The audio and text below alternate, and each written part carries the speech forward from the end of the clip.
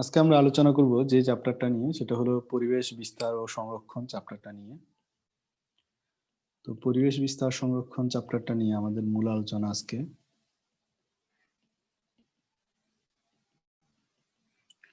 তো ফার্স্টে খেয়াল করো, উদ্ভিদ প্রজাতির সংখ্যা দিয়ে আমরা শুরু করব। তো বাংলাদেশে কতটি উদ্ভিদ প্রজাতি আছে সেটা হলো আমরা আলাদা আলাদা করে শিখব। টোটাল মিলাই শিখবো না, যে কোন কোন উদ্ভিদের কোন প্রজাতি আছে সেটা শিখবো। যেমন নগ্নবীজী প্রজাতি কয়টা আছে, ব্রায়োফাইটের কয়টা প্রজাতি পাওয়া যায়, এভাবে আমরা শিখার ট্রাই করব। তো বাংলাদেশি উদ্ভিদ প্রজাতির সংখ্যা যদি আমরা আলাদা আলাদা করে শিখতে যাই, প্রথমে আমাদের জানতে হবে নগ্নবীজী উদ্ভিদের প্রজাতির সংখ্যা, খুব ইম্পর্টেন্ট। নগ্নবীজী উদ্ভিদের প্রজাতির সংখ্যা কত? 5। তারপর আসি আমরা টোটাল ব্রায়োফাইটার কতটি প্রজাতি আছে। ব্রায়োফাইটার কতটি প্রজাতি আছে? 248। আচ্ছা, তারপর যদি বলি আমরা টেরিডোফাইটার কয়টি প্রজাতি আছে? টেরিডোফাইটার কতটি প্রজাতি আছে? 195। এগুলো হলো বাংলাদেশে কতটি প্রজাতি পাওয়া যায় সেগুলো নিয়ে আমরা আলোচনা করতেছি। পৃথিবীতে উদ্ভিদ প্রজাতির সংখ্যা কিন্তু আলাদা আলাদা, পৃথিবীতে কিন্তু এগুলোর সংখ্যা অনেক বেশি বেশি করে আছে। আমরা শুধু বাংলাদেশেরটা শিখতেছি কারণ পরীক্ষায় বাংলাদেশেরটা আসার সম্ভাবনা সবচেয়ে বেশি। সায়ানোব্যাকটেরিয়া, সায়ানোব্যাকটেরিয়ার প্রজাতি আছে 300টি। সায়ানোব্যাকটেরিয়ার প্রজাতি আছে কতটি? 300টি। ছত্রাক, ব্যাকটেরিয়া, আবৃতবীজী উদ্ভিদ এগুলো হলো একটু লেস ইম্পর্টেন্ট। তো ছত্রাকের প্রজাতি কতটি? 275। আর ব্যাকটেরিয়া হলো 171। 171। আর আবৃতবীজী উদ্ভিদের সংখ্যা হলো একটু বেশি, 3611।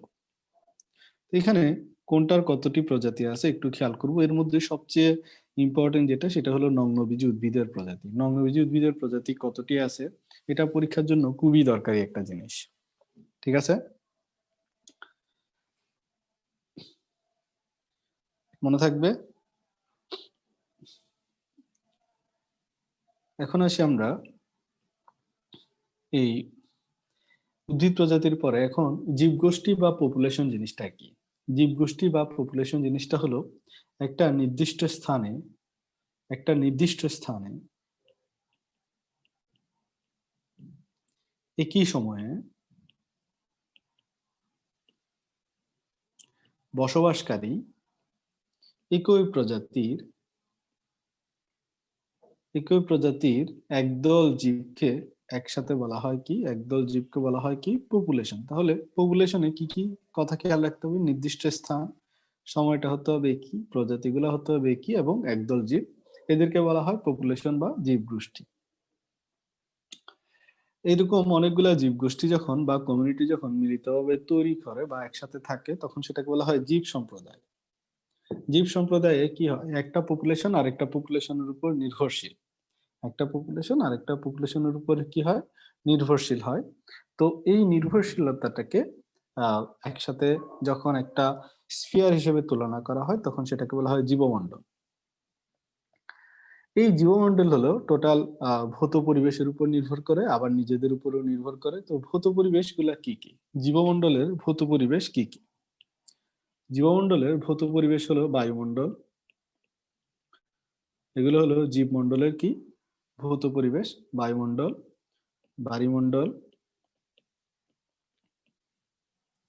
তারপর হলো অশ্বমণ্ডল,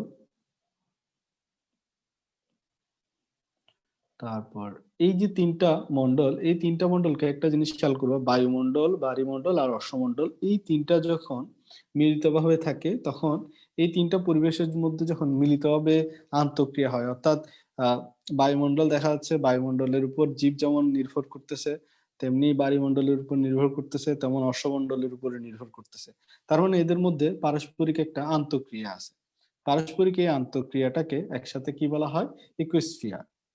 এটাকে কি বলা হয়? ইকোস্ফিয়ার। এই ইকোস্ফিয়ার তাহলে কি কি নিয়ে গঠিত একটু খেয়াল রাখবা। প্রথমে হলো জীব সম্প্রদায়ের সাথে বায়ুমণ্ডল, ভারীমণ্ডল এবং অশ্বমণ্ডলের যে আন্তঃক্রিয়া, এটারে কি বলা হয়? ইকোস্ফিয়ার। তো একটা বই থেকে একটা জিনিস পড়বা, সেটা হলো বইয়ের মধ্যে দেখবা জীবগোষ্ঠী বা পপুলেশনের কিছু বৈশিষ্ট্য আছে এবং প্রভাবক আছে। শুধু মোটা হরফে কথাগুলা খেয়াল করবা, যে মোটা হরফে যে যেমন জন্ম মৃত্যুর হার, তারপর হলো সীমিত কর্মশক্তি, বয়সের বন্টন, জীবগোষ্ঠীর বৃদ্ধি, জীবগোষ্ঠীর ভারসাম্য, এগুলো হলো তোমার পপুলেশনের বৈশিষ্ট্য। আর পপুলেশনের যে প্রভাবক গুলা যেমন জলবায়ু, মৃত্তিকা, ভূসংস্থান, জীব সম্পর্কিত প্রভাবক, শুধু মোটা হরফের মেইন পয়েন্টটা একটু খেয়াল রাখবা, মনে থাকবে। এখন আসি জীব সম্প্রদায় বা একে অপরের উপর যে নির্ভরশীলতার যে সম্পর্কটা, এটাকে আমরা একটা ইকোসিস্টেম বা বাস্তুতন্ত্র দ্বারা ব্যাখ্যা করতে পারি। তো বাস্তুতন্ত্র বা ইকোসিস্টেম যেটা, সেটা কি কোন স্থানের ধরো জীব সম্প্রদায় এবং এদের পরিবেশের মধ্যে যে ক্রিয়া বিক্রিয়ার যে গতি প্রকৃতিগুলা, সেটাই হলো ইকোসিস্টেম। অর্থাৎ কে কার উপর নির্ভরশীল বা কে কাকে আহ খেয়ে বেঁচে থাকবে, এটাই হলো ইকোসিস্টেম। ঠিক আছে? তো ইকোসিস্টেমও হলো তোমার পুষ্টি কালেক্ট করার জায়গা যেমন আছে, তেমন পুষ্টি উৎপাদনের জায়গাও আছে। তো ইকোসিস্টেমের মধ্যে কিছু অংশ আমরা ভাগ করি, যে উৎপাদক, খাদক, বিয়োজক, তিনটা অংশ আমরা ভাগ করি একটা ইকোসিস্টেমের। তো ইকোসিস্টেমের জীব উপাদান গুলা কি কি? উৎপাদক, তারপর হলো খাদক, আর হলো বিয়োজক। এখন আসি বিয়োজকের মধ্যে কে কে আছে। বিয়োজকের মধ্যে যারা যারা আছে আমরা জানি ব্যাকটেরিয়া, ছত্রাক, এরা হলো বিয়োজক। এরা বিয়োজক কেন? এরা হলো তোমার আহ জীবদেহে যেটা মৃত জীবদেহ, এই যে ছত্রাক, ব্যাকটেরিয়া, এরা হলো মৃত জীবদেহকে পচিয়ে ওখান থেকে জৈব যৌগ উৎপাদন করে। এই জৈব যৌগগুলা পরবর্তীতে তারা তাদের কাজে লাগায়। তো এখন খেয়াল করে, এই যে জৈব পদার্থগুলা যে খেয়ে বেঁচে থাকে যারা, তাহলে তারাই হলো কি আমরা বলতে পারি যে বিয়োজক। তাহলে এই এখন খেয়াল করো, জৈব পদার্থ যদি খায়, মৃত জীবের জৈব পদার্থ খায় বলে এদের একটা নাম আছে, বিয়োজকদের একটা নাম আছে। তাদেরকে কি বলা হয়? তাদেরকে বলা হয় স্যাপ্রোফাস বা ট্রান্সফর্মার্স। স্যাপ্রোফাস বা ট্রান্সফর্মার্স। তাহলে পরীক্ষা আসতে পারে স্যাপ্রোফাস বা ট্রান্সফর্মারের উদাহরণ কি? স্যাপ্রোফাস বা ট্রান্সফর্মার বলা হয় কাদেরকে? স্যাপ্রোফাস বা ট্রান্সফর্মার বলা হয় কাদেরকে? এই ছত্রাক এবং ব্যাকটেরিয়াকে বলা হয় স্যাপ্রোফাস এবং ট্রান্সফর্মার। এখন আসি আমরা, এটা হলো, এরা গেলে হলো কি বিয়োজক। এখন খাদকের মধ্যে বিভিন্ন ধরনের খাদক আছে। এটা হলো প্রাইমারি খাদক আছে, সেকেন্ডারি খাদক আছে, টারশিয়ারি খাদক আছে। প্রাইমারি খাদক কারা? যারা হলো উৎপাদক খেয়ে থাকে তারাই হলো প্রাইমারি খাদক। আর প্রাইমারি খাদককে যারা খেয়ে থাকে তারা হলো সেকেন্ডারি খাদক। আর সেকেন্ডারি খাদককে যারা খেয়ে থাকে তারা হলো টারশিয়ারি খাদক। এখন এটা নির্ভর করে খাদ্য উৎপাদক, খাদক এবং বিয়োজক এগুলা কোথায় কি আছে। যেমন তুমি যদি একটা পুকুরের বাস্তুসস্থান নাও, তাহলে মাছের মধ্যে প্রাইমারি, সেকেন্ডারি, টারশিয়ারি খাদক আসবে। অথবা তুমি যদি একটা বন জঙ্গলের একটা ইকোসিস্টেম নাও, সেখানের মধ্যে কি আসবে? উৎপাদক, খাদক এবং বিয়োজক তো মোটামুটি সেমই থাকে, উৎপাদক খাদকের মধ্যে চেঞ্জ আসবে। তো এখন আমরা যদি ধরি, ধরো উৎপাদক, একটা পুকুরের ক্ষেত্রে পুকুরে উৎপাদক বলতে মোটামুটি কোন জিনিসটাকে বোঝানো হয়? উৎপাদক কারা? ফাইটোপ্লাঙ্কটন। পুকুরের ক্ষেত্রে, পুকুর বা বিলের ক্ষেত্রে প্রধান উৎপাদক হলো ফাইটোপ্লাঙ্কটন। ফাইটোপ্লাঙ্কটনটা হলো পুকুর বা বিলের ক্ষেত্রে প্রধান উৎপাদক। এই ফাইটোপ্লাঙ্কটনকে খেয়ে থাকে যারা, তারা হলো তোমার প্রাইমারি খাদক। এখন একটা প্রাইমারি খাদক, তাহলে আমরা একটা পুকুরের প্রাইমারি খাদক, সেকেন্ডারি খাদক এবং টারশিয়ারি খাদক, এই তিনটাকে চিনব। তো প্রাইমারি খাদক হলো তারাই যারা হলো কি ফাইটোপ্লাঙ্কটন খেয়ে থাকবে। এর মধ্যে কি আছে? যেমন জু প্লাঙ্কটন। জু প্লাঙ্কটন হলো সরাসরি তোমার ফাইটোপ্লাঙ্কটনকে খেয়ে থাকে। তাহলে জু প্লাঙ্কটন হলো প্রাইমারি খাদক। এখন এই জু প্লাঙ্কটনকে যারা খাবে, তারা হলো তোমার কি হবে? তারা হবে সেকেন্ডারি খাদক। যেমন মলা, তারপর হলো খলিশা, ছোট ছোট মাছ যেগুলো আছে, এগুলো হলো জু প্লাঙ্কটন খেয়ে থাকে। ঠিক আছে? তারপর পুঁটি মাছ, এগুলো হলো কি হয় তোমার জু প্লাঙ্কটন খেয়ে থাকে। তাহলে এরা হলো তোমার সেকেন্ডারি খাদক। আর টারশিয়ারি খাদক কারা? যারা হলো তোমার সেকেন্ডারিদের খেয়ে থাকে, অর্থাৎ এই ছোট ছোট মাছগুলা খেয়ে ফেলে। যেমন কিছু শিকারী মাছ আছে, গজার মাছ, বোয়াল মাছ, চিতল মাছ। বোয়াল মাছ বা চিতল মাছ যদি পুকুরে দেয়, সেই পুকুরে কিন্তু অন্য মাছ চাষ করা হয় না, কারণ তারা কি হয়? অন্য মাছগুলা খেয়ে ফেলে। ঠিক আছে, গজার, শোল, বোয়াল, চিতল এগুলো হলো তোমার টার্সিয়ারি খাদক। এরা শুধু যে এটাকে খায় তা না, তারা প্রাইমারি খাদক, সেকেন্ডারি খাদক, উৎপাদক সবই খেয়ে ফেলতে পারে। টার্সিয়ারি খাদক আসলে এমন খাদক তারা আসলে কিছুই রাখে না। এখন এই গজার, বোল, বোয়াল হবে, গজার, বোয়াল, তারপরে হলো চিতল আর হলো শোল, এরা হলো তোমার টার্সিয়ারি খাদক। এখন চিন্তা করো, একটা পুকুর থেকে বক এসে পর্যন্ত মাছ খেয়ে যায়, তাহলে বকও কিন্তু একটা টার্সিয়ারি খাদক। কারণ বক হলো কোন মাছ খাচ্ছে সে কিন্তু কোনো নির্দিষ্ট করে না, অর্থাৎ সে প্রাইমারি, সেকেন্ডারি সব ধরনের জিনিসই খেয়ে ফেলতে পারে। তো এই যে প্রাইমারি তোমার খাদক, সেকেন্ডারি খাদক, টার্সিয়ারি খাদক সবাই খেতে পারে, তাহলে বক একটা কি টার্সিয়ারি খাদক। তাহলে আমাদের বুঝতে হবে খাদ্য শৃঙ্খল বা ফুড চেন আমরা কোথাকার হিসাব করতেছি, সেটার উপর নির্ভর করে আমাদের কি হয় যে কে কোন জায়গার খাদক বা কে কোন স্তরের খাদক সেটা নির্ধারিত হয়। বুঝা গেছে কথাটা? তো এখন এই যে তোমার ইকোসিস্টেমে এক একটা লেভেল থাকে, যেমন উৎপাদকের একটা লেভেল, তারপরে হলো খাদকদের একটা লেভেল।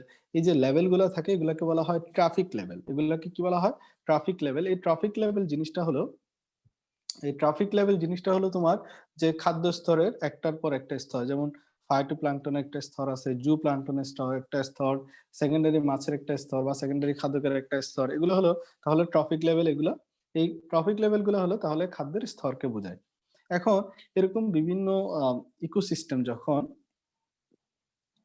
যখন একটা ইকোসিস্টেমের প্রাণী যখন আরেকটা ইকোসিস্টেমের প্রাণীর সাথে সম্পর্কিত থাকে, তখন এটা একটা তোমার পুরাটা একটা জালের মতো অবস্থা সৃষ্টি হয়। তো তখন সেটাকে কি বলা হয়? তখন সেটাকে বলা হয় খাদ্য জাল বা ফুড ওয়েব। খাদ্য জাল বা ফুড ওয়েব। কোথাও দেখা যাচ্ছে যে প্রাইমারি, যে বড় মাছ ধরো তোমার কি হচ্ছে সেকেন্ডারি খাদক, আহ কোনো কোনো ক্ষেত্রে সেটা দেখা যাচ্ছে সেটা প্রাইমারি খাদ্যকে পরিণত হচ্ছে। তার মানে কি, এটা তোমার ফুড ওয়েবের হলো একটা খেলা। তো এই যে ফুড ওয়েব জিনিসটা, তাহলে এখানে হলো খেয়াল রাখতে হবে তিনটা অংশ অবশ্যই সমান রাখতে হবে, যে উৎপাদক, খাদক এবং বিয়োজক। পরীক্ষায় বেশিরভাগ সময় আসে কোনটা টার্সিয়ারি খাদক, কোনটা সেকেন্ডারি খাদক, কোনটা প্রাইমারি খাদক। এই সময় এই চ্যাপ্টার থেকে তোমার পড়ার সময় টার্সিয়ারি খাদকগুলা ভালো করে চিনে রাখবা, সেকেন্ডারি খাদকগুলার আলাদা নোট করবা যে সেকেন্ডারি খাদক কোনটা। তুমি যখন পড়বা তখন দেখবা যে সেকেন্ডারি খাদক কোনটা। ঠিক আছে, একটু মনোযোগ দিবা। যেমন আমি তোমার এখানে বুঝাই দিচ্ছি যে যেমন কোনটারে খাইলে কে টার্সিয়ারি খাদক হচ্ছে, কে সেকেন্ডারি খাদক হচ্ছে। এভাবে হলো তুমি ফুড ওয়েব গুলা যখন পড়বা তখন হলো শুধু খাদক কে কোন স্তরের খাদক এটা খেয়াল রাখার চেষ্টা করবো। ঠিক আছে?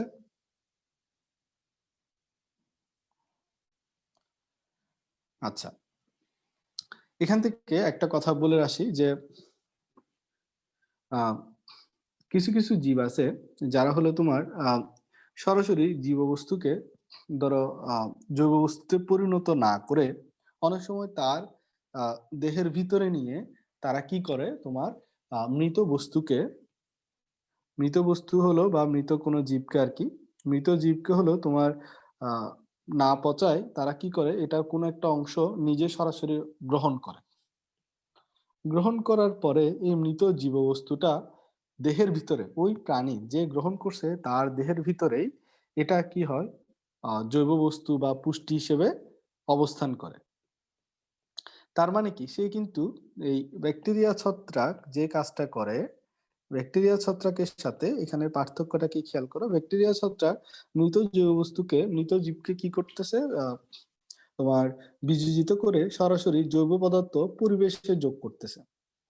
আর এক্ষেত্রে কি হচ্ছে হলো সরাসরি নিজে গ্রহণ করা, অর্থাৎ পরিবেশে দেওয়ার আগে নিজের ভেতরে ঢুকায় ফেলে, ঢুকানোর পরে তারপরে জৈব বস্তুতে পরিণত করে।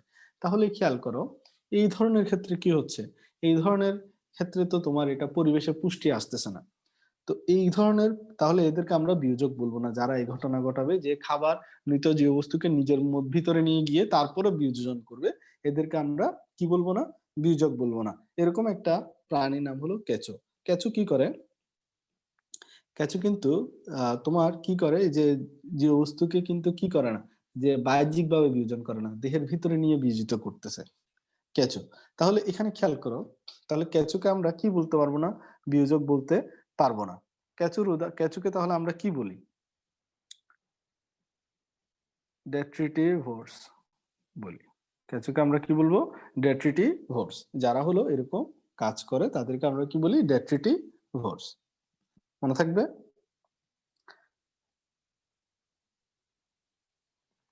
এরা কিন্তু কেঁচো কিন্তু দেখো খাদ্য শৃঙ্খলের কোনো অংশ না। কেঁচো কিন্তু কি না? খাদ্য শৃঙ্খলের কোনো অংশ না।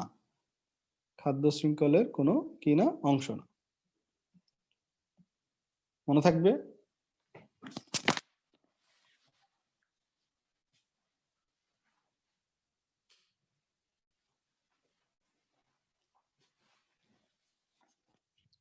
আচ্ছা, এখন আসি আমরা তাহলে পরের অংশে। পরের অংশে যাওয়ার আগে আমরা দেখি যে খাদ্য শৃঙ্খলে যে দেখো ইকোলজিক্যাল পিরামিড। ইকোলজিক্যাল পিরামিড জিনিসটা কি? যখন উৎপাদক উৎপাদক তারপর হলো বিয়োজক এবং খাদক এগুলাকে যখন আমরা পিরামিড আকারে প্রকাশ করি, যে কম থেকে বেশির দিকে বা বেশি থেকে কমের দিকে, তখন এগুলোকে বলা হয় ইকোলজিক্যাল পিরামিড। ইকোলজিক্যাল পিরামিড হলো মূল মেন কথাই হলো যে খাদ্য শৃঙ্খলের বিন্যাস। তো খাদ্য শৃঙ্খলের বিন্যাস যদি আমরা পিরামিড আকারে প্রকাশ করি তখন আমরা সেটাকে বলি কি? যে ইকোলজিক্যাল পিরামিড। এরকম ইকোলজিক্যাল পিরামিড আছে বইয়ের মধ্যে। সংখ্যার পিরামিড, তারপরে তোমার হলো আহ ভরের পিরামিড, আরেকটা হলো শক্তির পিরামিড, যেটা তিনটা আছে। তো সংখ্যার পিরামিড নামের মধ্যে দেখো সংখ্যা শব্দটা আছে, অর্থাৎ সংখ্যার ভিত্তিতে যদি আমরা কি করি? পিরামিড অঙ্কন করি, তখন সেটাকে বলা হয় সংখ্যা ভিত্তিক পিরামিড। তো সেই ক্ষেত্রে কি হয়? তোমার সংখ্যার পিরামিডে হলো ভূমিতে, অর্থাৎ যদি পিরামিড হয় তাহলে সবার নিচের স্তরে রাখা হয় উৎপাদককে, কারণ উৎপাদকের সংখ্যা সবচেয়ে বেশি হবে। তাহলে তার মানে কি? সংখ্যার পিরামিডে সবচেয়ে উপরে কি হবে? তাহলে দেখো, এটা হলো যদি প্রাইমারি হয়, সেকেন্ডারি হয়, টারশিয়ারি হয়, আর এখানে থাকবে সর্বোচ্চ খাদক। তো এখানে নাম্বারিংটা দেখো, এখানে যদি আমি 4টা দিই, এখানে যদি আমি 3টা দিই, এখানে যদি আচ্ছা এখানে 5টা দিলাম, 4টা দিলাম, 3টা দিলাম, 2টা দিলাম, 1টা দিলাম, তাহলে সংখ্যার পিরামিডে সবচেয়ে বেশি কি থাকে? সংখ্যার পিরামিডে সবচেয়ে বেশি থাকে উৎপাদক, আর সবচেয়ে কম থাকে সর্বোচ্চ খাদক। তাহলে সর্বোচ্চ খাদক হলো সবচেয়ে কম সংখ্যার পিরামিডে, আর উৎপাদক হলো সবচেয়ে বেশি। তো এই ধরনের পরীক্ষার প্রশ্ন তেমন একটা আসবে না। পরীক্ষা আসবে হলো তোমার সংখ্যার পিরামিড হলো কিসের উপর ভিত্তি করে? জীবের সংখ্যা ভিত্তিক, এটাই পরীক্ষা আসতে পারে। এর চেয়ে বেশি কিছু আসবে না। মোটা হরফে এই চ্যাপ্টারের মোটা হরফের লাইনগুলো থেকে পরীক্ষা বেশি আসে। কথাটা শুনছো কি বলছি? মোটা হরফের লাইন যাতে কোনোটা মিস না যায়, এই চ্যাপ্টার থেকে সবচেয়ে ইম্পর্টেন্টটা দেয়, কারণ এটা তোমার পরীক্ষার জন্য দরকারি, কিন্তু এইচএসসি পরীক্ষার জন্য দরকারি না। কিন্তু এডমিশনের ক্ষেত্রে হলো এখানে অনেক কিছু আছে, যেটাই হলো আসলে জীব জগৎ, বেঁচে থাকা বা উদ্ভিদ জগৎ সম্পর্কিত সবকিছু আসলে এই জায়গায় নিয়ে আসা হয়েছে। এটা আসলে সবচেয়ে গুরুত্বপূর্ণ একটা চ্যাপ্টার। তো এইচএসসি তে না আসলেও তোমার এডমিশনের জন্য খুবই জরুরি একটা জিনিস। তো এখানে খেয়াল করো, জীবভর বা বায়োমাসের পিরামিড, যেটা বলছিলাম ভরের পিরামিড। তো এখানে হলো জৈব বস্তুর মোট ভরের হিসাব করে যদি পিরামিড তৈরি করা হয়, তখন সেটাকে বলা হয় কি? বায়োমাসের পিরামিড। তাহলে বায়োমাসের পিরামিড বা বায়োমাস জিনিসটা কি? তাহলে ওজন। ওজন জীবের শুষ্ক ওজনটাই হলো তার বায়োমাস। জীবের শুষ্ক ওজনটাই হলো তার কি? বায়োমাস। তাহলে এই বায়োমাসটা বিভিন্ন ভাবে হিসাব করে পিরামিড তৈরি করা যায়। যে জীবের বায়োমাস আমরা মোট ওজন, মোট ঘনফল হিসেবে হিসাব করতে পারি, সে কতটুকু জায়গা দখল করে আছে। তারপর হলো তার শুষ্ক ওজন হিসেবে হিসাব করা যায় বায়োমাসের পিরামিড। আরেকটা হলো তোমার তাজা ওজন, আরেকটা হলো তাজা ওজন। এই তিনটা জিনিস হিসাব করে হলো বায়োমাসের পিরামিড তৈরি করা যায়। তাহলে বায়োমাসের পিরামিড তৈরি করার সময় তিনটা জিনিসকে খেয়াল রাখতে হয়, একটা হলো মোট ঘনফল, একটা হলো শুষ্ক ওজন, আর একটা হলো তাজা ওজন। এখন আসি শক্তির পিরামিড। শক্তির পিরামিড নামের মধ্যে দেখো শক্তির পিরামিড, এখানে হলো শক্তি হিসাব করে যদি পিরামিড তৈরি করা হয় তখন সেটাকে বলা হয় শক্তির পিরামিড। শক্তির পিরামিডে দুইটা শর্ত খেয়াল রাখতে হবে, যে কোন একটা ইকোসিস্টেমের 1 বর্গ মিটার এলাকা নিতে হবে। কত? 1 বর্গ মিটার এলাকা নিতে হবে। শক্তির হিসাবের সময় 1 বর্গ মিটার এলাকা নিতে হবে, এবং আরেকটা শর্ত হলো সময় নিতে হবে 1 বছর। 1 বছর সময় নিতে হবে। এই দুইটাকে একসাথে করে তোমার শক্তির পিরামিড হিসাব করা হয়। 1 বর্গমিটার এলাকা এবং 1 বছর কাল সময়কালকে একসাথে হিসাব করে যখন পিরামিড তৈরি করা হয়, সেটাকে বলা হয় কি? শক্তির পিরামিড। শক্তির পিরামিড, তাহলে শুধু দুইটা শর্ত খেয়াল রাখবা, বারবারই বলছি, 1 বর্গমিটার এলাকা এবং 1 বছর সময়কালকে হিসাব করেই যে পিরামিড তৈরি করা হয় সেটাকে বলা হয় শক্তির পিরামিড। এখন এই যে শক্তি, শক্তি শব্দটা যেহেতু আসছে, একটা কথা বলে ফেলি, শক্তির মূল উৎসটা কি? পৃথিবীতে সব শক্তির মূল উৎসটা কি? সূর্য। মূল উৎস হলো সূর্য। এই যে সূর্য, হ্যাঁ ঠিক আছে সান, সূর্য শক্তির এই যে তোমার চলন, এটা হলো একমুখী চলন। সূর্য শক্তির চলনটা হলো একমুখী চলন, নাকি তোমার থেকে তুমি ফু দিয়ে শক্তি সূর্য পাঠাইতে পারবা? পারবা না। সূর্য থেকে শক্তি আসতেছে তো আসতেছে। এই সূর্য থেকে যে শক্তির প্রবাহটা, এটা তাহলে সবসময় কয়মুখী হবে? একমুখী। এটা কখনো উভমুখী হয় না, তাহলে একমুখী হবে। এই একমুখী শক্তিটা কিভাবে যায়? ধরো তোমার শক্তিটা উৎপাদকের মধ্যে আসলো, উৎপাদকে যদি উৎপাদকে যদি 100% শক্তি আসে, উৎপাদক যখন এটা তোমার কোথায় যাবে, যে প্রাইমারি খাদকে, প্রাইমারি খাদকে যাবে। প্রাইমারি খাদক যখন এই উৎপাদককে খাবে, আবার সেকেন্ডারি খাদক যখন এই প্রাইমারি খাদককে খাবে, তখন দেখো 100% শক্তি থেকে প্রাইমারি খাদক, 100% শক্তি থেকে কত পার্সেন্ট শক্তি প্রাইমারি খাদক পাবে বলতো? কেউ বলতে পারবা? 10%। তাহলে ধরো, তার মানে 100 জুল শক্তি যদি উৎপাদকের মধ্যে যদি 100 জুল শক্তি থাকে, তাহলে প্রাইমারি খাদকের মধ্যে কি পরিমাণ শক্তি থাকবে? প্রাইমারি খাদক কি পরিমাণ শক্তি গ্রহণ করবে?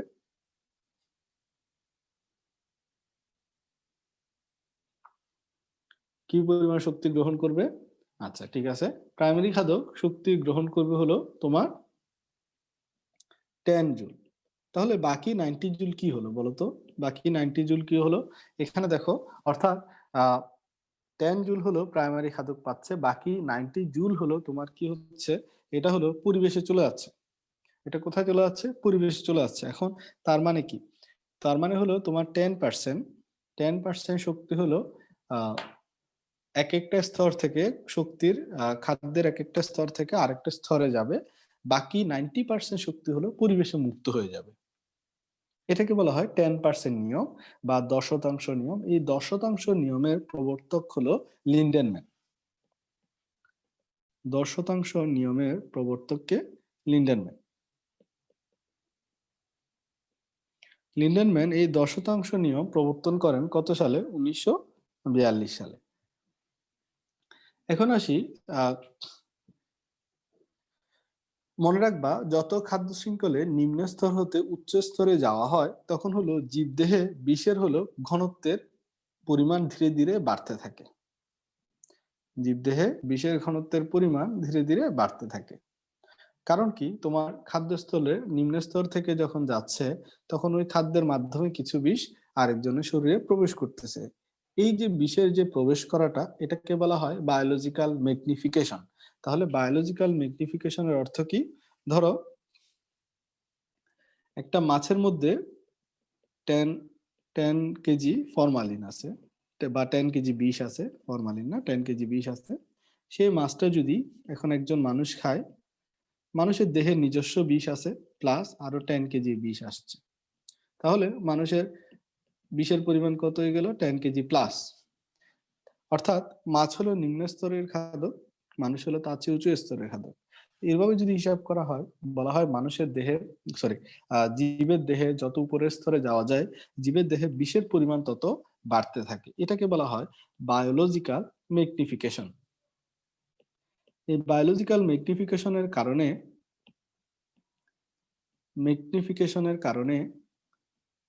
ম্যাগনিফিকেশনটা কারণে তোমার ডিডিটির ব্যবহার বন্ধ করে দেওয়া হয়েছে। ডিডিটির ব্যবহার কি করে দেওয়া হয়েছে? বন্ধ করে দেওয়া হয়েছে। ডিটিটি ব্যবহার বন্ধ করার কারণ কি? Biological magnification. মনে থাকবে।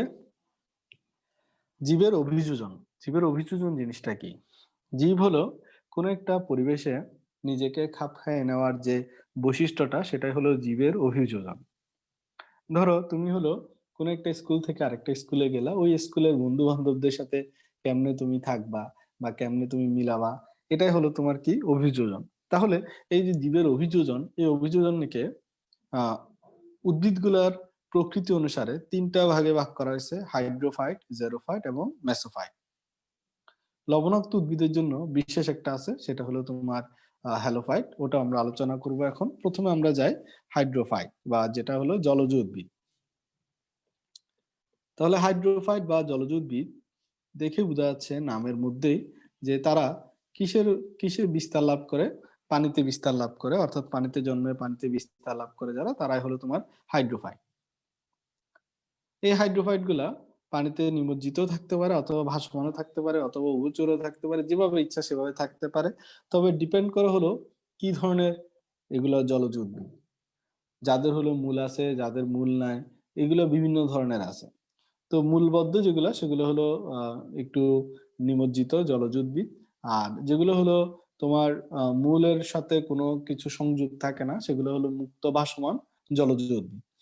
পরীক্ষার জন্য উদাহরণ শিখতে পারো যে মূলাবদ্ধ নিমজ্জিত জলজ উদ্ভিদের উদাহরণ কি, ভাসমান মুক্ত ভাসমান জলজ উদ্ভিদের উদাহরণ কি।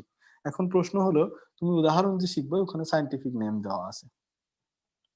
যেমন মূলাবদ্ধ, তুমি মূলাবদ্ধ যেটা আছে, মূলাবদ্ধ নিমজ্জিত জলজ উদ্ভিদ যেগুলো আছে, এগুলো যদি উদাহরণ শিখতে যাও, বিভিন্ন বৈজ্ঞানিক নাম আছে। এখন তুমি বলতে পারো বৈজ্ঞানিক নাম শিখতে পারবো কিনা বা শিখার দরকার কিনা। প্রত্যেকটা প্রত্যেকটা উদাহরণের সবসময় প্রথম বৈজ্ঞানিক নামটা, এখানের ক্ষেত্রে প্রথম বৈজ্ঞানিক নামটা শিখবা, আর বাকিগুলোর হলো উদাহরণ শিখবা। যেমন নিমজ্জিত জলজ উদ্ভিদের উদাহরণ কি কি আছে: হাইড্রিলা আছে, পাতা শ্যাওলা আছে, পাতা ঝাঁঝি আছে। কমন নাম, জটিল নাম শেখার দরকার নাই, জটিল নাম তুমি মনে রাখতে পারবা না। পাতা ঝাঁঝি এগুলো হলো তোমার আহ মনে রাখবা যে এগুলো হলো মূলাবদ্ধ নিমজ্জিত জলজ উদ্ভিদ। আর মুক্ত ভাসমান কি কি আছে? মুক্ত ভাসমান জলজ উদ্ভিদ কি আছে? মুক্ত ভাসমান জলজ উদ্ভিদ হলো তোমার যেগুলো হলো পানিতে ভাসে। চিন্তা করো, কচুরি পানা, খুদি পানা, গুড়ি পানা, টোপা পানা, যেগুলো হলো পানা জাতীয় জিনিস আছে, সবই হলো মুক্ত ভাসমান। তাহলে আমরা এক কথায় হলো যেসবের নামে শেষে হলো পানা দেখবো, তাদেরকে আমরা কোথায় ভাসায় দিব? পানিতে ভাসায় দিব, মুক্ত ভাসমান জলজ উদ্ভিদের ক্ষেত্রে। ঠিক আছে? কচুরি পানা, খুদি পানা, গুড়ি পানা, টোপা পানা, কুতি পানা, মুস্কানি পানা, এইসব হলো মুক্ত ভাসমান কি জলজ উদ্ভিদের উদাহরণ। এবার আসি আমরা উভচর উদ্ভিদ। উভচর উদ্ভিদ মানে জলে স্থলে দুই জায়গায় থাকবে, আবার জলাশয়ের পানিতে যখন ইচ্ছা পানিতে, আবার পানি শুকায় গেলে এগুলো মাটিতে, মাটির সাথে আটকে থাকে। এই ধরনের উদ্ভিদকে বলা হয় উভচর উদ্ভিদ। উভচর উদ্ভিদের উদাহরণ হলো, পরীক্ষায় খুব ভালো করে মনে রাখবা।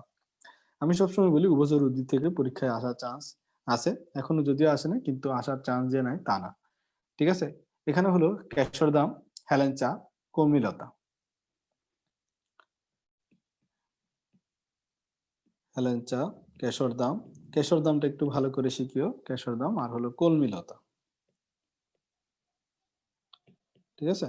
তো এই তিনটা মনে রাখবা, হেলেঞ্চা, কেশরদাম আর কি কমলীলতা, এই তিনটা উদ্ভিদের নাম ভালো করে মনে রাখবা। এখন আসি আমরা মূলাবদ্ধ পত্র ভাসমান জলজ উদ্ভিদ, অর্থাৎ যাদের পাতা উপরে ভেসে থাকে এবং পাতার উপরে তারা হলো কি হয় যে জিনিসটা হলো দেখতে সুন্দর লাগে। এখন চিন্তা করো, আমাদের জাতীয় ফুল কি? জাতীয় ফুল শাপলা। Very good. তাহলে এই যে শাপলা, তাহলে খেয়াল করো এই শাপলাগুলা দেখবা যে দুই পাশে পাতাগুলা কি থাকে, এরকম ভেসে থাকে। তো পাতাগুলা পানির উপরে ভাসমান থাকলে তখন তাদেরকে বলা হয়। তাহলে এই যে মূল আবদ্ধ মূল আবদ্ধ পত্র ভাসমান জলজ উদ্ভিদ, এক কথায় হলো পত্র ভাসমান শব্দটা দেখলে বুঝতে পারবা যে পত্র মানে হলো পাতা ভাসমান আছে এমন জলজ উদ্ভিদ গুলার কথা বলা হচ্ছে। তাহলে পত্র ভাসমান জলজ উদ্ভিদের নামের মধ্যে শুধুই খুঁজে বের করবা শাপলা। ঠিক আছে? শাপলা যদি পাও, এবার দেখো সাদা শাপলা, তারপর হলো লাল শাপলা, নীল শাপলা, যেটাই পাও দিয়ে দিবা। এগুলো হলো পত্র ভাসমান, আর হলো পদ্ম, এগুলো হলো পত্র ভাসমান জলজ উদ্ভিদ, পাতা ভেসে থাকে যাদের। এখন জলজ উদ্ভিদের মধ্যে বৈশিষ্ট্যগুলা যায়, তাহলে উদাহরণ শেখার সময় এভাবেই শিখবা, আমি তোমাদেরকে বলে দিলাম। তো এখন খেয়াল করো, আহ জলজ উদ্ভিদ পানির মধ্যে থাকে। তাহলে জলজ উদ্ভিদের তুমি চিন্তা করবা, বৈশিষ্ট্যগুলো মুখস্থ না, চিন্তা করো জলজ উদ্ভিদের কি পানি শোষণ করার দরকার আছে নাকি নাই? সে অলরেডি পানির মধ্যেই আছে। পানি শোষণ করা, অতিরিক্ত পানি শোষণ করার দরকার আছে? পানি শোষণ করার দরকার নাই। পানি শোষণ করার যেহেতু দরকার নাই, পানি শোষণের জন্য যে টিস্যুটা দরকার সেটার নাম কি? সেটার নাম হলো মেকানিক্যাল টিস্যু বা পরিবহন টিস্যু। মেকানিক্যাল টিস্যু বা পরিবহন টিস্যুর দরকার আছে?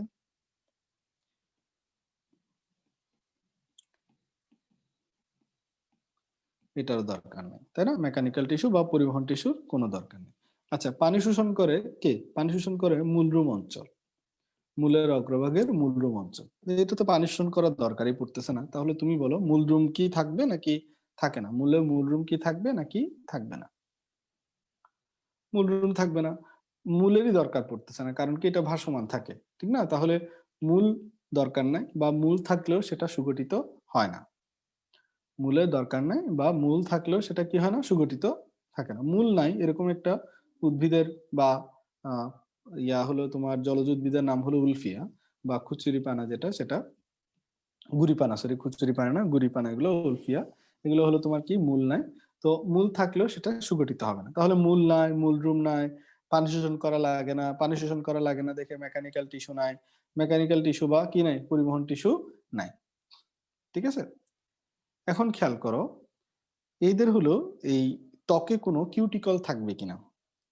এরা পানি শোষণ করবে, পানি যত শোষণ করবে তো সেই পানিটাই আবার যতটুকু দরকার ততটুকুই তোমার কি হয়? পানি শোষণ করে। যতটুকু তোমার দরকার নাই এরপরে তোমার পানিগুলা তার চেয়ে বেশি পানি শোষণ করে না। যেমন অন্যান্য উদ্ভিদ প্রয়োজনের চেয়ে বেশি পানি শোষণ করে ফেলে, এরা তো থাকে পানির মধ্যে, এদেরকে অতিরিক্ত তোমার শোষণ করার দরকার নেই। তুমি চিন্তা করো, তোমার বাসায় সারাদিনই খাবার থাকে, ঠিক আছে? তোমার বাইরে থেকে গিয়ে আবার খাবার আনার কোনো কষ্ট করা লাগতেছে না, ঠিক আছে? তো তোমার বাসায় সারাদিনই খাবার আছে, তো এর এর অলরেডি পানির মধ্যে আছে, এর আবার এক্সট্রা করে পানি শোষণ করে রেখে জমা রাখার কোনো দরকার নেই। এই জমা রাখতে হবে কি? এই জমা রাখতে হবে বায়ু। কারণ কি? এ থাকে পানির মধ্যে। এই জমা রাখতে হবে কি? বায়ু জমা রাখতে হবে। বায়ু জমা রাখার জন্য তার কি দরকার? বায়ু কুটুরি দরকার। এই বায়ু কুটুরি গুলাকে বলা হয় অ্যারেনকাইমা। অ্যারেনকাইমা বা থলের মতো যেগুলো বায়ুকুটুরি, এখানের মধ্যে সে অক্সিজেন, কার্বন ডাইঅক্সাইড, বাতাস মানে কি? অক্সিজেন, কার্বন ডাইঅক্সাইড, এগুলো কি করবে? ধারণ করবে। মনে থাকবে জিনিসগুলো, কথাগুলো। এবার কিছু বৈশিষ্ট্য লিখে রাখো। এদের কিছু কিছু উদ্ভিদের অস্থানিক মূল থাকে। অস্থানিক মূল থাকে এমন একটা উদ্ভিদের উদাহরণ কি? কেশরদাম, কেশরদাম, জুসিয়া রিপেন্স, বৈজ্ঞানিক নাম এটা। অস্থানিক মূল থাকবে। তারপরে হলো তার বংশবৃদ্ধিটা হয় অঙ্গের মাধ্যমে, এবং তাদের পাতাগুলো হলো চওড়া। পাতা হলো চৌরা পাতা। চৌরা পাতার উদাহরণ হলো আহ একটা উদাহরণ হলো কি? Amazon lily.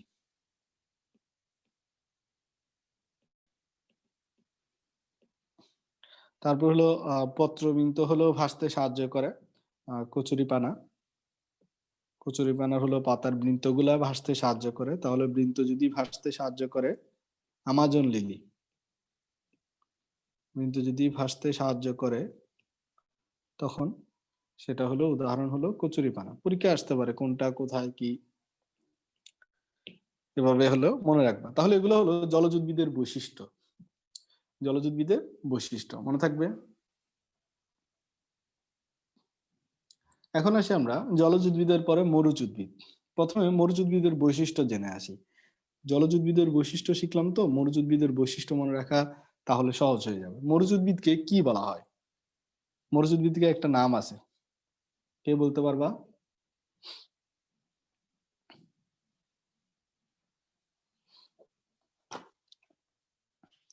এরা জেরোফাইটা নামে পরিচিত। এরা কি নামে পরিচিত? জেরোফাইটা নামে পরিচিত। এরা জেরোফাইটা নামে পরিচিত। এখন খেয়াল করো, এই যে মরুজ উদ্ভিদ যেগুলা, এই মরুচ উদ্ভিদের কিন্তু পানি বেশি করে জমা রাখতে হবে না, বেশি বেশি পানির দরকার না, কারণ কি এরা মরুতে থাকে। তাহলে বেশি বেশি পানি যেহেতু দরকার, এদের পানি শোষণকারী টিস্যুটার নাম কি ছিল? মেকানিক্যাল টিস্যু, তাই না? মেকানিক্যাল টিস্যু বা পরিবহন টিস্যু। তাহলে এটা কি হতে হবে? ভালো হইতে হবে বা সুগঠিত হইতে হবে। পরিবহন টিস্যুটা কি হইতে হবে? সুগঠিত হইতে হবে। এদের থেকে যদি প্রশোধন বেশি হয় তাহলে কি হবে?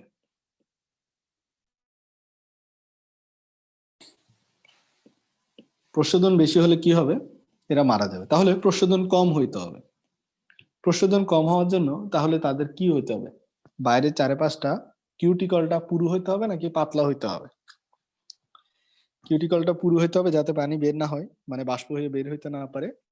কিউটিকলটা কি হতে হবে? পুরু হতে হবে। প্রসাধন কমানোর জন্য কিউটিকল কি হতে হবে? পুরু হতে হবে। দেখো, একটু চিন্তা করলে কিন্তু অনেক বৈশিষ্ট্য তোমার মুখস্থ করা লাগে না। যেমন আমার সাথে সাথে চিন্তা করতেছো, এগুলো কিন্তু তোমরা নিজেরা চিন্তা করো না, যেমন আমি বলতেছি তখন চিন্তা করতেছো। কিউটিকল পুরু হইতে হবে।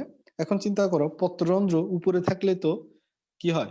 সূর্যের আলো, সূর্যের আলো পরে আমরা জানি নীল আলো হলো পত্ররন্ধ্র খুলতে সাহায্য করে। তো এই যে পত্ররন্ধ্র যাতে অফ থাকে, তাহলে কোন দিকে থাকলে পত্ররন্ধ্র বেশি খুলবে না? নিচের দিকে নাকি উপরের দিকে থাকলে? বলো তো। পত্ররন্ধ্র নিচের দিকে। তাহলে পত্ররন্ধ্র পাতার সবসময় কোন দিকে অবস্থান করবে? নিচে নাকি উপরে? সবসময় পত্ররন্ধ্র গুলা নিচের দিকে হয়ে থাকবে। থাকে কম স্টোমাটা, তার উপর এটা কোন দিকে থাকে? নিচের দিকে থাকে, যাতে প্রশোধন কম হয়।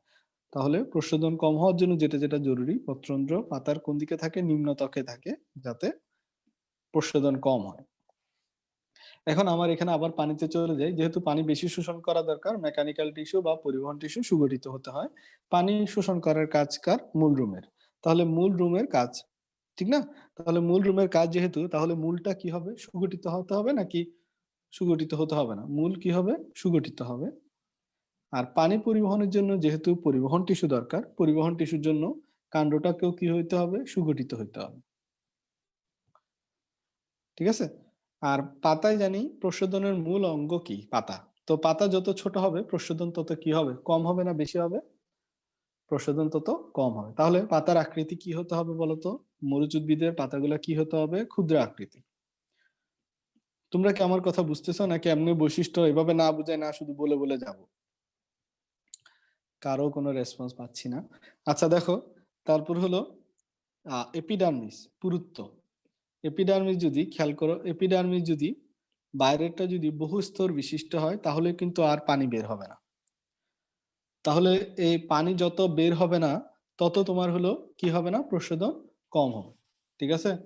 তাহলে এই যে প্রশোধন গুলা, তাহলে প্রশোধন খেয়াল করো, তাহলে মরুজ উদ্ভিদের বৈশিষ্ট্য একদম সহজ। মরুজ উদ্ভিদের দেহের বৈশিষ্ট্যগুলা দুইটা জিনিসকে কেন্দ্র করে গড়ে উঠছে। একটা হলো পানি যাতে বেশি শোষণ করতে পারে, পানি যাতে কম বের হয়। পানি বেশি শোষণের জন্য মূলরুম দরকার, মূল সুগঠিত হতে হবে।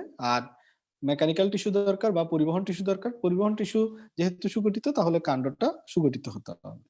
এই কথাগুলো খেয়াল রাখবা। দেন হলো প্রশোধন কমানোর জন্য,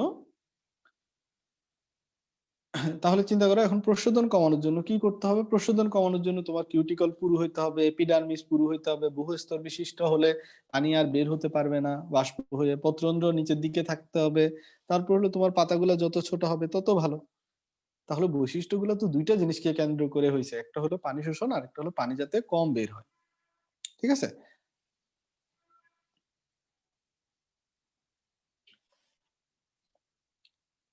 মেকানিক্যাল টিস্যুর হলো কাজ দুইটা। মেকানিক্যাল টিস্যুটা হলো একদিকে টেনে তুলে আর একদিকে হলো পরিবহন করতে সাহায্য করে। ঠিক আছে। মেকানিক্যাল টিস্যুর হলো দুইটা কাজ, আর পরিবহন টিস্যুর কাজ শুধু পরিবহন করা। তো মেকানিক্যাল টিস্যু যদি পানি শোষণ না করে, তাহলে পরিবহন টিস্যুর কার কোনো কাজই নেই। ঠিক আছে। যখন মেকানিক্যাল টিস্যু সুগঠিত হবে, তখন পরিবহন টিস্যুকেও কি হইতে হবে? সুগঠিত হইতে হবে।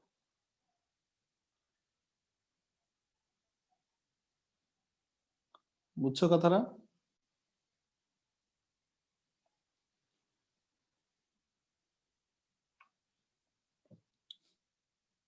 আচ্ছা, এবার চলে আসি আমরা মরুচ উদ্ভিদের। মরুচ উদ্ভিদের ক্ষেত্রে খেয়াল রাখবা, তুমি যদি উদাহরণ শিখতে চাও উদাহরণ শিখতে পারো, আর যদি উদাহরণ শিখতে না চাও তাও সমস্যা নাই। মরুচ উদ্ভিদের মধ্যে তোমার বিভিন্ন ভাবে ক্লাসিফিকেশন আছে। যেমন কিছু উদ্ভিদ আছে যারা হলো তোমার খরা প্রতিরোধ করে, বা খরা এড়ানো উদ্ভিদ আর কি এগুলোকে বলা হয়।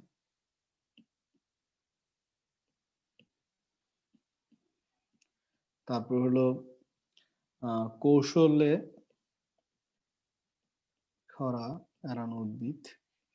চারটা, চার ধরনের উদ্ভিদ আছে মরুজ উদ্ভিদ, নাম জানলে হবে, উদাহরণ দেখার দরকার নেই। আরেকটা হলো খরা সহ্যকারী উদ্ভিদ।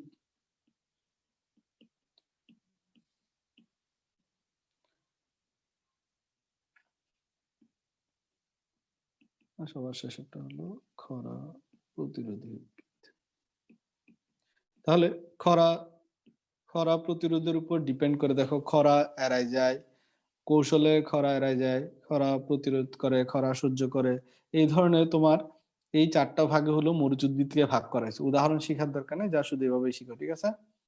আর উদাহরণ যদি শিখতে চাও চিন্তা করে করে শিখবা। যেমন হলো তুমি মরুচ উদ্ভিদের একটা বাস্তব উদাহরণ কি, খেজুর গাছ, তারপর হলো ক্যাকটাস, ইউফোরবিয়া, লেগিওম, ঘৃতকুমারী, মানে মুখস্থ করার আগে তুমি একটু চিন্তা করে নিবা। এবার আসি আমরা লোনা মাটির উদ্ভিদের বৈশিষ্ট্য। লোনা মাটির উদ্ভিদের বৈশিষ্ট্য, তো লোনা মাটির উদ্ভিদ যেটা, সেটাকে আমরা কি বলি? লোনা মাটির উদ্ভিদকে বলি আমরা হ্যালোফাইটস।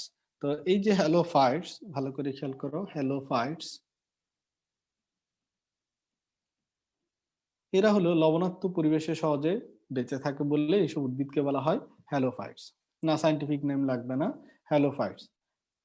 তো এই হ্যালোফাইটস যেগুলা, এগুলা হলো, খেয়াল করে এগুলার বৈশিষ্ট্য কি। হ্যালোফাইটস মানে লবণাক্ত উদ্ভিদে। তো হ্যালোফাইটস এর বেশি একটা জানা লাগে না, যেমন মরুজ উদ্ভিদ বা জলজ উদ্ভিদের এত বৈশিষ্ট্য শিখছি, হ্যালোফাইটের ক্ষেত্রে 3 থেকে 4টা পয়েন্ট ভালো করে জানলে হয়। কি? দেখো, এগুলো কিন্তু একদম আলাদা, মানে জলজ উদ্ভিদ এবং মরুজ উদ্ভিদের মধ্যে একদম আলাদা, এদের সাথে কোনো সম্পর্ক নাই। যেমন ঠ্যাসমূল বা স্তম্ভমূল কাদের থাকবে? এটা হলো হ্যালোফাইটস এর থাকবে, সব ব্যতিক্রমী জিনিস দেখবা। তারপর হলো শ্বাসমূল বা নিউম্যাটোফোর। দেখো, এগুলো কিন্তু আগে পড়া নাই, আগের 2টা বৈশিষ্ট্য আমরা পড়ি নাই। নিউম্যাটোফোর এগুলো কার থাকে? এগুলো হলো হ্যালোফাইটস এর থাকে। তারপর তাদের অঙ্কুরোদ্গমটা কি ধরনের? জরায়ুজ অঙ্কুরোদ্গম। তাদের অঙ্কুরোদ্গমটা কি ধরনের? জরায়ুজ অঙ্কুরোদ্গম। জরায়ুজ অঙ্কুরোদ্গম, এই 3 ধরনের উদাহরণ হলো হ্যালোফাইটস এর উদাহরণ। এই হ্যালোফাইটস এর বৈশিষ্ট্য, সরি উদাহরণ না, 3টা বৈশিষ্ট্য হলো হ্যালোফাইটস এর মূল বৈশিষ্ট্য। বা এগুলো তুমি শিখো না শিখো কোনো সমস্যা নাই, আমার এই 3টা শিখলে হয়ে যাবে, মনে থাকবে জিনিসটা।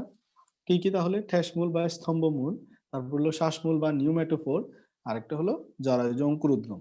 জরায়ুজ অঙ্কুরোদ্গমকে ইংলিশে বলা হয় ভিভিফেরাস জার্মিনেশন। ভিভিফেরাস জার্মিনেশন। এখন এই যে হ্যালোফাইটস, এখন হ্যালোফাইটস এর উদাহরণ যদি শিখতে চাও, তোমরা শুধু বাংলাটা শিখবা, বৈজ্ঞানিক নাম শিখে পারবা না। সুন্দরী, গোলপাতা, পশুর, কেওড়া, হাড়গোজা, তারপর হলো বোরো, এগুলো হলো তোমার লোনা মাটির উদ্ভিদ। হ্যালোফাইটস আর কি, সুন্দরী, তারপর হলো গোলপাতা,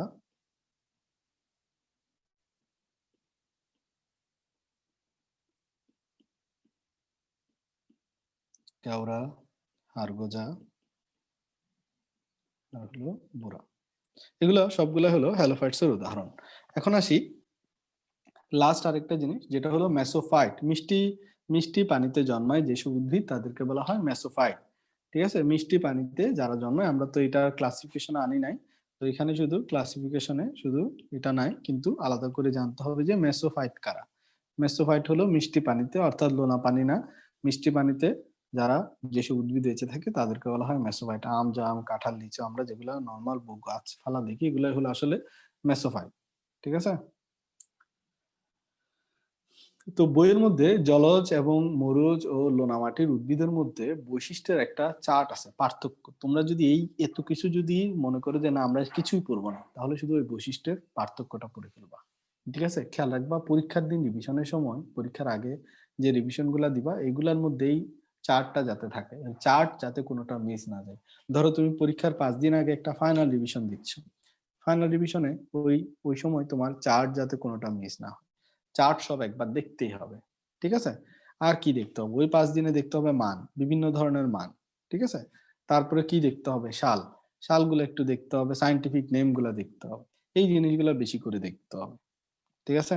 কারণ তুমি যেগুলো নর্মাল জিনিস, যেমন কিছু জিনিস আছে যেগুলো তোমার জানা থাকবে বা মনে থাকবে, এই সাল, মান এবং হলো চার্টে গিয়ে তোমরা প্রায় সময় দেখবে একটু গোলায় ফেলতেছো। তো এগুলো একটু খেয়াল রাখবা। ঠিক আছে? কখনো ভুলেও তোমার হলো ফাইনাল রিভিশনের সময় অর্গানিক কেমিস্ট্রিটাতে রাখবা না, অর্গানিক কেমিস্ট্রির বেশি রাখবা না, কারণ অর্গানিক কেমিস্ট্রি তুমি পড়ে গিয়ে যত সময় দিবা, তার চেয়ে বেশি সময়ে ওই সময় তুমি পুরো সিলেবাস একবার কভার করতে পারবা। আমরা নেক্সট উইকে অর্গানিক কেমিস্ট্রি শুরু করব, তো সেখানে আমরা দেখব, আমি অর্গানিক কেমিস্ট্রি 4টা ক্লাস রাখছি আপাতত, তো ওখানে দেখবা তোমরা আমার মনে হয় পুরোটা কভার হয়ে যাবে। কারো যদি ধরো রিভিশন দিতে, ফাইনাল রিভিশনে তুমি গিয়ে অর্গানিক কেমিস্ট্রি পড়তে চাচ্ছ, পড়াচ্ছে তোমার আমি বলবো ভিডিও দেখে ফেলবা, কারণ পড়তে গেলে তুমি অর্গানিক কেমিস্ট্রি বই পড়াটা খুবই কষ্ট মানে অসম্ভব ব্যাপার হয়ে দাঁড়াবে ফাইনালি যখন রিভিশন দিবা। তখন হলো তোমার এই যে নোট ভিডিও এগুলাই তোমার কাজে দিবে। ঠিক আছে, তো যাই হোক আমরা শুরু করে দিই পরের অংশ। যে তাহলে এই যে জিনিসগুলা, তাহলে এগুলো হলো আমাদের গেল কি বিভিন্ন উদ্ভিদের ক্লাসিফিকেশন। এখন আসি বায়োম। বায়োমের মধ্যে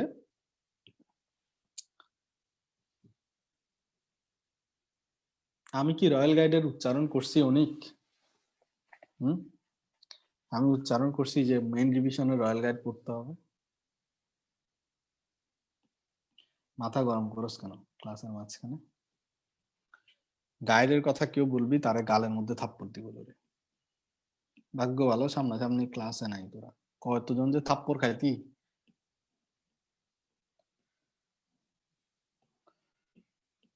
গাইডের উচ্চারণ যারা যারা করছো সেরা এতদিনে মনে হয় লাশ হয়ে যেত আমার সামনে। বৃহৎ ও পৃথকযোগ্য ইকোসিস্টেমকে বলা হয় বায়োম।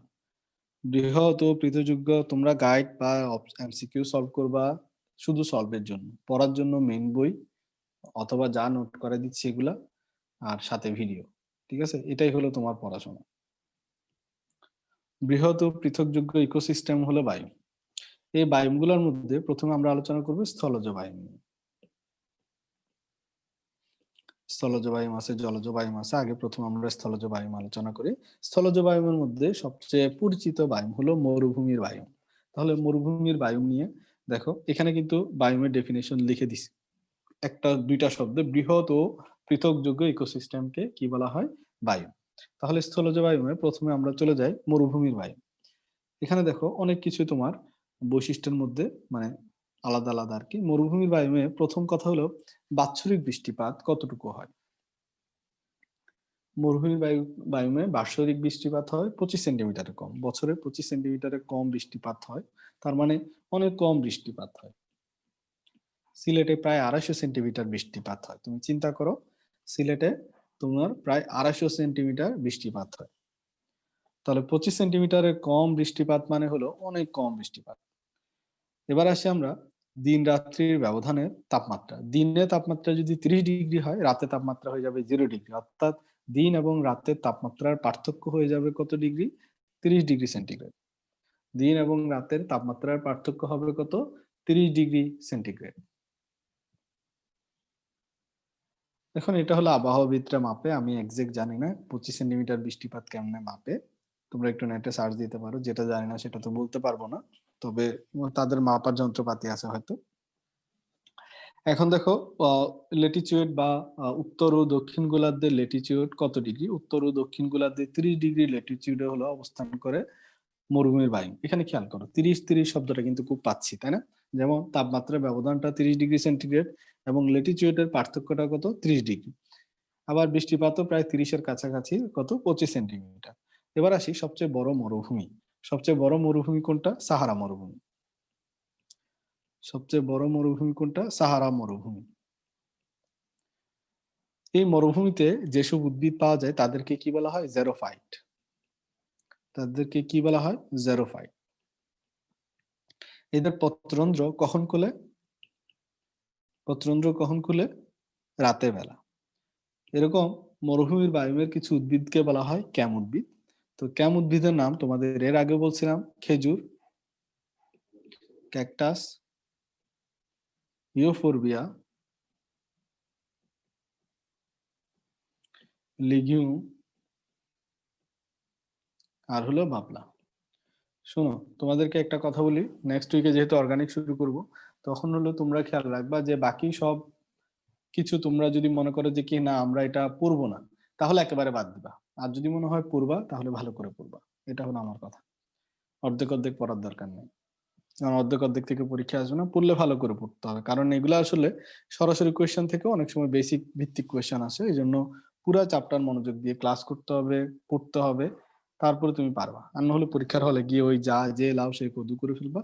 হয় পুরোটা ভালো করে পড়ার প্ল্যান নিয়ে রাখবা, আর যা না হয় একেবারে বাদ দেওয়ার প্ল্যান করবা। দুইটার একটা। বাদ দিলে 6 থেকে 7 নাম্বার বা 5 নাম্বার এরকম চলে যেতে পারে, তোমার চান্সও চলে যাবে, এটা আর কি। তৃণভূমির বায়ু। এগুলো হলো আমরা স্থলজ বায়ুম পড়তেছি। তৃণভূমির বায়ুম দেখো, তৃণভূমির বায়ুম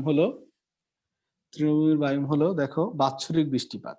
তৃণভূমির বায়ুমে বাৎসরিক বৃষ্টিপাত হয় 25 থেকে 75 সেন্টিমিটার, 25 থেকে 75 সেন্টিমিটার বাৎসরিক বৃষ্টিপাত হয় তৃণভূমির বায়ুমে। এটা ইঞ্চিতে নিলে 10 থেকে প্রায় 30 ইঞ্চি বৃষ্টিপাত হয়। তো এই যে বছরে যে বৃষ্টিপাত হয় তৃণভূমির বায়ুমে, এদের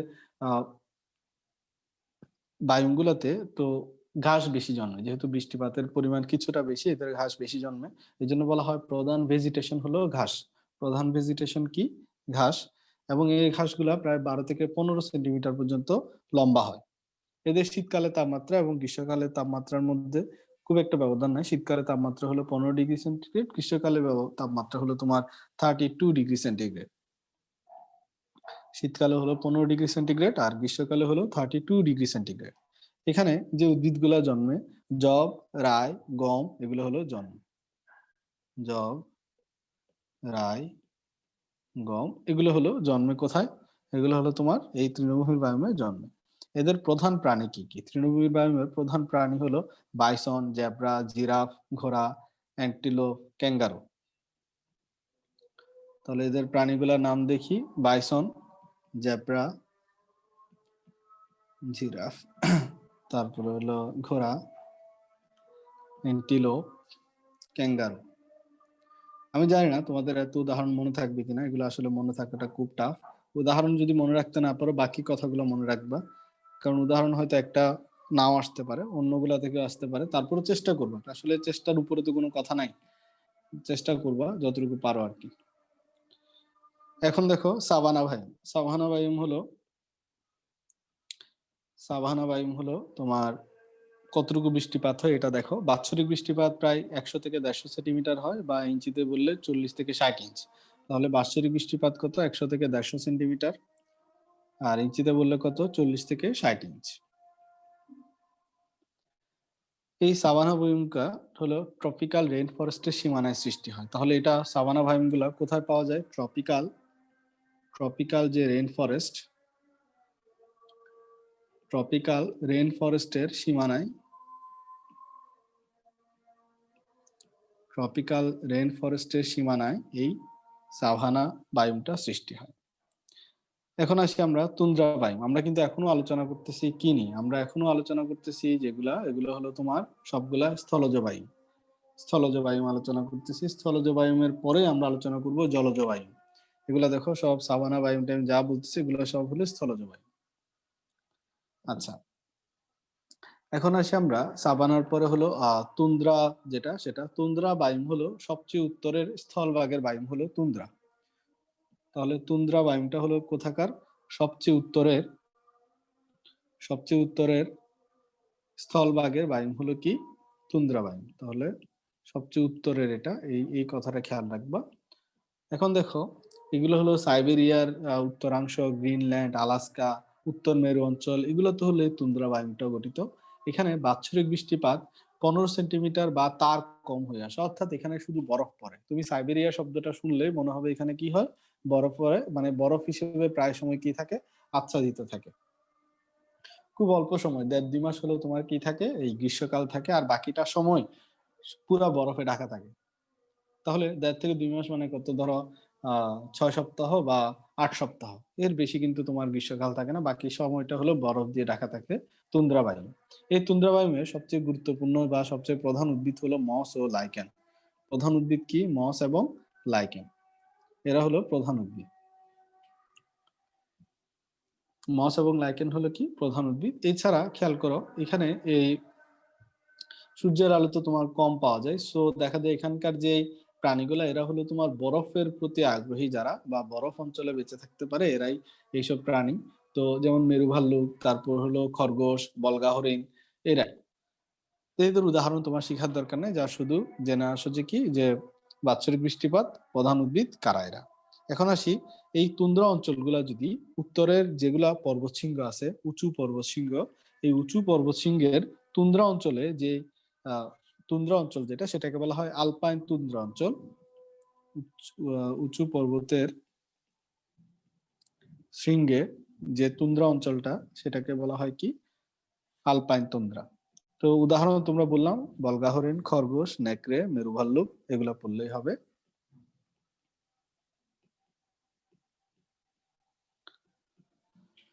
এখন আসি বনভূমির বায়ু। বনভূমি বায়ুমে ভালো করে খেয়াল করো, বনভূমি বায়ু বিভিন্ন ধরনের ফরেস্ট আমরা জানি, বিভিন্ন জায়গায় বিভিন্ন ধরনের ফরেস্ট আছে, কোথাও রেন ফরেস্ট, কোথাও সিজনাল ফরেস্ট, কোথাও কনিফার ফরেস্ট, কোথাও ম্যানগ্রোভ অঞ্চল, কোথাও ডেসিডুয়াস ফরেস্ট। তো বনভূমির বায়ুমে খেয়াল করো বিভিন্ন ধরনের বায়ু পাওয়া যাবে।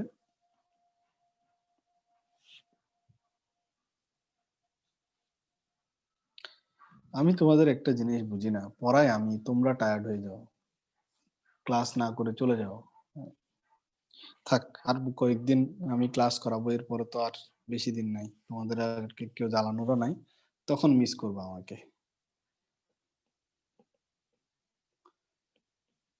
তখন আফসোস করবো,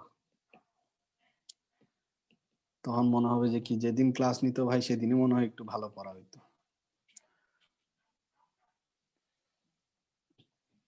এবার আসি আমরা tropical rain forest. Tropical rain forest হলো, এবার আমরা বনভূমি বায়ুমে প্রথমে আসি ট্রপিক্যাল রেন ফরেস্ট। এই ট্রপিক্যাল রেন ফরেস্টে খেয়াল করো বাৎসরিক বৃষ্টিপাত হলো 250 থেকে 450 সেন্টিমিটার। 250 থেকে কত?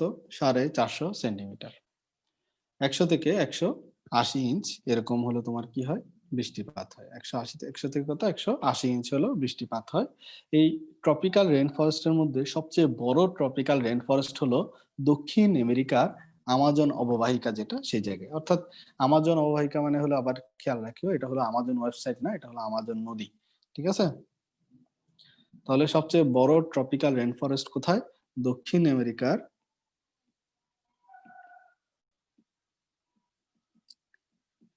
আমাজন অববাহিকা,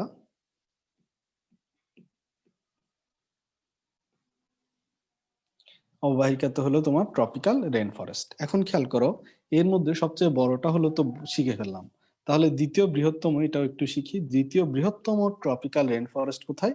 এটা হলো ইন্দোনেশিয়ান যে দ্বীপপুঞ্জগুলো আছে এগুলাতে। ইন্দোনেশিয়ান দ্বীপপুঞ্জ যেগুলো আছে এগুলাতে। ইন্দোনেশিয়ায় যাইতে কিন্তু আমাদের কোনো ভিসা লাগে না, জানো তুমি এটা? তোমরা জানো ইন্দোনেশিয়াতে যেতে কোনো ভিসা লাগে না, তুমি জাস্ট প্লেনে উঠে ইন্দোনেশিয়া নেমে গেলে হয়ে যাবে। ঠিক আছে? একদম সহজ। প্লেনে টিকিট করবা আর চলে যাওয়া, শেষ, সোজা। এরকম 42টা দেশ আছে তোমার হলো বাংলাদেশ থেকে যেতে ভিসা লাগে না, যার মধ্যে ইন্দোনেশিয়া একটা, নেপাল, নেপালে যেতে কোনো ভিসা লাগে না। নেপালে তুমি জাস্ট না, মালদ্বীপে ভিসা লাগে। নেপালে যাইতে তোমার কি করতে হবে, টিকিট কাটতে হবে আর জাস্ট চলে যাবো। ঠিক আছে? বুঝছো? অনেক সময় অফার থাকে ইন্দোনেশিয়ার টিকিট। সেদিন দেখলাম আমি সেপ্টেম্বরে না অগস্টে দেখছিলাম, ইন্দোনেশিয়ার টিকিট হলো তোমার 8,000 টাকায় সেল করতেছে। 8,000 টাকায় তুমি, 8,000, 16,000, 15,000 টাকায় তুমি পুরা ইন্দোনেশিয়া ঘুরে চলে আসলা। রাস্তায় রাস্তায় থাকবা আর কি, হোটেলে না থেকে, তাইলে তোমার টাকা বেঁচে যাবে। দ্বিতীয় বৃহত্তম ট্রপিক্যাল রেন ফরেস্ট হলো ইন্দোনেশিয়ার দ্বীপপুঞ্জ। তো এখানে খেয়াল করো, আহ এখানে দুই ধরনের উঁচু উঁচু বৃক্ষ পাওয়া যায়। 30 থেকে 45 মিটার উঁচু বৃক্ষ পাওয়া যায়, 60 মিটার উঁচু বৃক্ষ থাকে। 30 থেকে 45 মিটার উঁচু বৃক্ষগুলাকে বলা হয় ক্যানোপি। তারপর হলো 60 মিটার উঁচু বৃক্ষকে বলা হয়, উঁচু বৃক্ষের যে প্রজাতিগুলো সেগুলোকে বলা হয় ইমার্জেন্ট। সেগুলোকে কি বলা হয়? ইমার্জেন্ট। এই দুইটা নাম ভালো করে মনে রাখবো। এবার আসি আমরা tropical seasonal forest. Tropical seasonal forest, tropical seasonal forest যেটা, এটার উদাহরণ হলো এই বার্মার বা মায়ানমারের সেগুন বন। বার্মার বা মায়ানমারের সেগুন বন যেগুলো, এগুলো হলো তোমার ট্রপিক্যাল সিজনাল ফরেস্ট। বার্মার বা মায়ানমারের সেগুন বনগুলা হলো ট্রপিক্যাল ফরেস্ট। এবার আসি আমরা ট্রপিক্যাল সিজনাল ফরেস্টের উদাহরণের মধ্যে একটু খেয়াল করো। এই যে পত্রঝরা ফরেস্ট, যেগুলা পত্রঝরা যে বনগুলা আছে বা ডেসিডুয়াস ফরেস্ট আছে, এই ডেসিডুয়াস ফরেস্ট হলো দুই ধরনের আছে। ঠিক আছে? তো এর মধ্যে ডেসিডুয়াস ফরেস্টটাকে যদিও বই আলাদা করছে, এটা এক ধরনের tropical seasonal forest, deciduous forest. তোমাদের বইয়ে দেখবা হয়তো আলাদা করে রাখছে। তো ডেসিডুয়াস ফরেস্ট যদি পরীক্ষায় আসে এক ধরনের ট্রপিক্যাল সিজনাল ফরেস্ট, এটা কিন্তু ভুল না। ঠিক আছে? ডেসিডুয়াস ফরেস্ট কয় ধরনের? দুই ধরনের। ডেসিডুয়াস ফরেস্ট শব্দের অর্থ কি? ডেসিডুয়াস শব্দের অর্থ হলো যেসব ফরেস্টের গাছের পাতা ঝরে যায় তাদেরকে বলা হয় ডেসিডুয়াস ফরেস্ট। কোনোটার শীতকালে ঝরে যায়, কোনোটার গ্রীষ্মকালে ঝরে, কোনোটা শরৎকালে ঝরে যায়। তো এই ক্ষেত্রে খেয়াল রাখবা যে পত্রজরা ফরেস্ট বা ডেসিডুয়াস ফরেস্টকে দুই ভাগে ভাগ করা হয়েছে বৃষ্টিপাতের উপর ভিত্তি করে। যেমন টেম্পারেট ডেসিডুয়াস ফরেস্ট আর ময়েস্ট। ময়েস্ট মানে যেটা ভিজা থাকে। তাহলে এই টেম্পারেট এবং ময়েস্টের মধ্যে কোন ক্ষেত্রে কোন ডেসিডুয়াস ফরেস্টে বেশি বৃষ্টিপাত হবে? সেটা হলো ময়েস্ট, যেটা সেটাতে হলো তোমার বেশি বৃষ্টিপাত হবে। ময়েস্ট ডেসিডুয়াস ফরেস্টে বৃষ্টিপাত হয় 200 সেন্টিমিটার। ঠিক আছে? আর টেম্পারেট ডেসিডুয়াস ফরেস্টে বৃষ্টিপাত হয় 100 সেন্টিমিটার। এখন অনেকে ইঞ্চিও শিখতে চাও। এখন ইঞ্চি যদি চাও শিখতে পারো, অথবা তোমরা যদি জানো 1 ইঞ্চি সমান 2.54 সেন্টিমিটার, এতটুকু জানলেও তোমরা কত সেন্টিমিটার কতটুকু এটাও বের করে ফেলতে পারবা। যদি মনে না থাকে 200 সেন্টিমিটার সমান কত, 200 সেন্টিমিটার সমান বইয়ে দিছে 70 থেকে 75 ইঞ্চির মাঝখানে বা 70 থেকে 75 ইঞ্চির ভিতরে। তাহলে অপশনে ওভাবেই তুমি বের করে ফেলতে পারবা। 2.5 দিয়ে ভাগ করো 250-কে, দেখবো ওরকম কাছাকাছি মান চলে আসছে। আচ্ছা, এখন আসি আমরা তাহলে ময়েস্ট ডেসিডুয়াস ফরেস্ট একটা উদাহরণ আসে পরীক্ষায়। বাংলাদেশের শালবন কি ধরনের ডেসিডুয়াস ফরেস্ট? বাংলাদেশের শালবন হলো ময়েস্ট ডেসিডুয়াস ফরেস্ট। তাহলে বাংলাদেশের শালবন moist deciduous forest. Moist deciduous forest.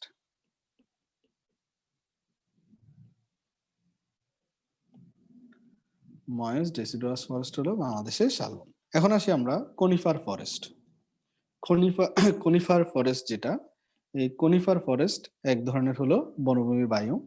এই কনিফার ফরেস্ট হলো তোমার বাৎসরিক বৃষ্টিপাত 50 থেকে 100 সেন্টিমিটার।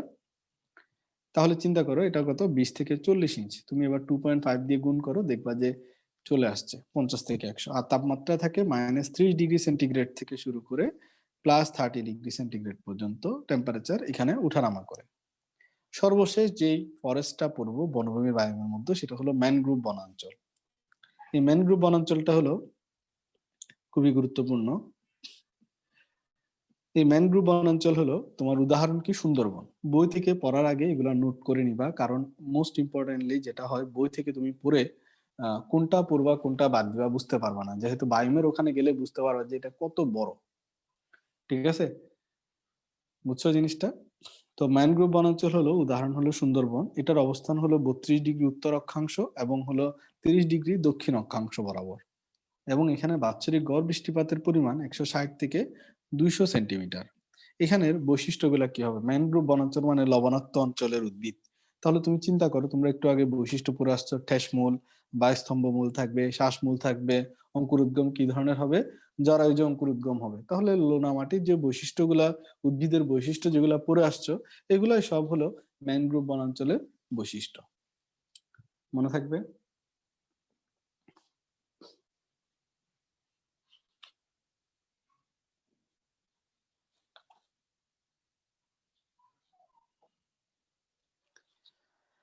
এবার আসি আমরা জলজ বায়ু। জলজ বায়ুমে খেয়াল করো, জলজ বায়ু কি কি আছে? মিঠা পানির বায়ু আছে, লোনা পানির বায়ু আছে। মিঠা পানির বায়ুমের মধ্যে দেখি আজকে লাস্ট পর্যন্ত কতজন থাকে। মিঠা পানির বায়ু এবং লোনা পানির বায়ু। প্রথমে আসি আমরা মিঠা পানির বায়ু। মিঠা পানির বায়ু হলো নদী, তারপর হলো হ্রদ, পুকুর, এগুলো হলো মিঠা পানি। আর লোনা পানি তো আমরা জানি সমুদ্রের পানিগুলো হলো লোনা পানি। তো মিঠা পানির বায়ুমে নদী, তারপর হলো জলাভূমি, তারপর হ্রদ, পুকুর, এগুলা খেয়াল রাখবো আমরা।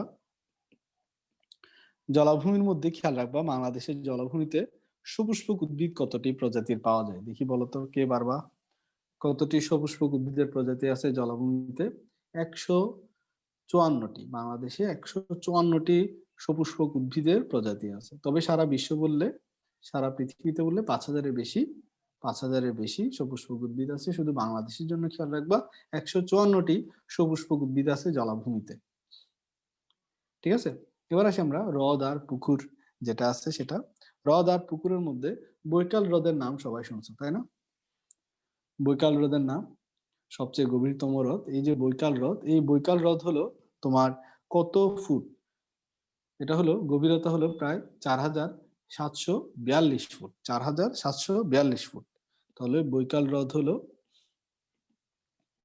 এটা কিন্তু খুবই ইম্পর্টেন্ট। ঠিক আছে, যদি আন্তর্জাতিক নাই তখন বলবো কি ভাইয়া আপনি তো আন্তর্জাতিক নাই বলছিলেন, এখন তো আসি গেছে 4,742 ফুট। ঠিক আছে, কালকে তোমাদেরকে বললাম যে 5ই মার্চ ধরে পড়তে। এর কারণ কি দেখো, তোমাদেরকে কোনো আতঙ্কিত করা না, পরীক্ষার প্রিপারেশন নিতে বলা, তোমরা সিরিয়াস থাকার জন্য বলা।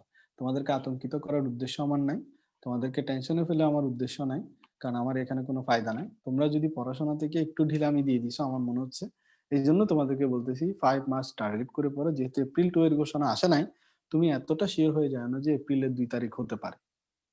ঠিক আছে, এটা তোমাদের ওই দিনও আমি মেসেজ দিয়ে বলছি যে কি হ্যাঁ শিওর না হওয়া পর্যন্ত তোমরা, প্রপোজাল যেহেতু, এটা শিওর না হওয়া পর্যন্ত কখনোই কি হবে না যে পড়াশোনার গতি কমাবে না। এবার আসি আমরা এই যে হ্রদগুলো আছে, যেমন বৈকাল হ্রদ একটা গভীর হ্রদ। এই গভীর হ্রদে 3টা অঞ্চল আছে। গভীর হ্রদে 3টা অঞ্চল আছে। একটা হলো বেলা অঞ্চল বা লিটোরাল জোন, তারপর অগভীর অঞ্চল যেটাকে বলা হয় লিমনেটিক জোন, তারপর হলো প্রোফান্ডাল অঞ্চল বা গভীর জোন বা যেটাই বলা হয় এটাকে। তাহলে একটা গভীর হ্রদের তাহলে কয়টা অঞ্চল থাকে? 3টা অঞ্চল। আমি ভালো করে লিখি দেখো, বেলা অঞ্চল, বেলা অঞ্চলের আরেক নাম হলো লিটোরাল জোন। অগভীর অঞ্চল, অগভীর অঞ্চলের আরেক নাম হলো লিমনেটিক জোন। তারপর হলো গভীর অঞ্চল যেটা, সেটাকে বলা হয় প্রোফান্ডাল জোন। তাহলে এই যে জোনগুলা খেয়াল করো, এখানে এই কোনটা কোথায় অবস্থিত? হ্রদের কিনারায়, যেটা হ্রদের কিনারার অঞ্চলটাকে বলা হয় লিটোরাল জোন। হ্রদের কিনারা অঞ্চলটাকে বলা হয় লিটোরাল জোন। হ্রদের উপরের, হ্রদের উপরের মুক্ত অঞ্চলকে বলা হয়, হ্রদের উপরের মুক্ত অঞ্চলকে বলা হয় লিমনেটিক জোন। তারপর হলো হ্রদের নিচের যে অঞ্চলটা, এটা আলোকিত অঞ্চল, এটাকে বলা হয়, হ্রদের নিচের আলোকিত অঞ্চলটাকে বলা হয় গভীর বা প্রোফান্ডাল জোন।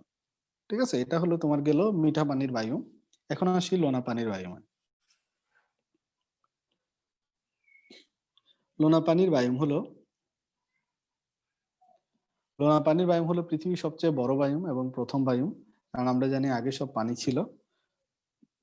পৃথিবীর সবচেয়ে বড় বায়ু এবং প্রথম বায়ু।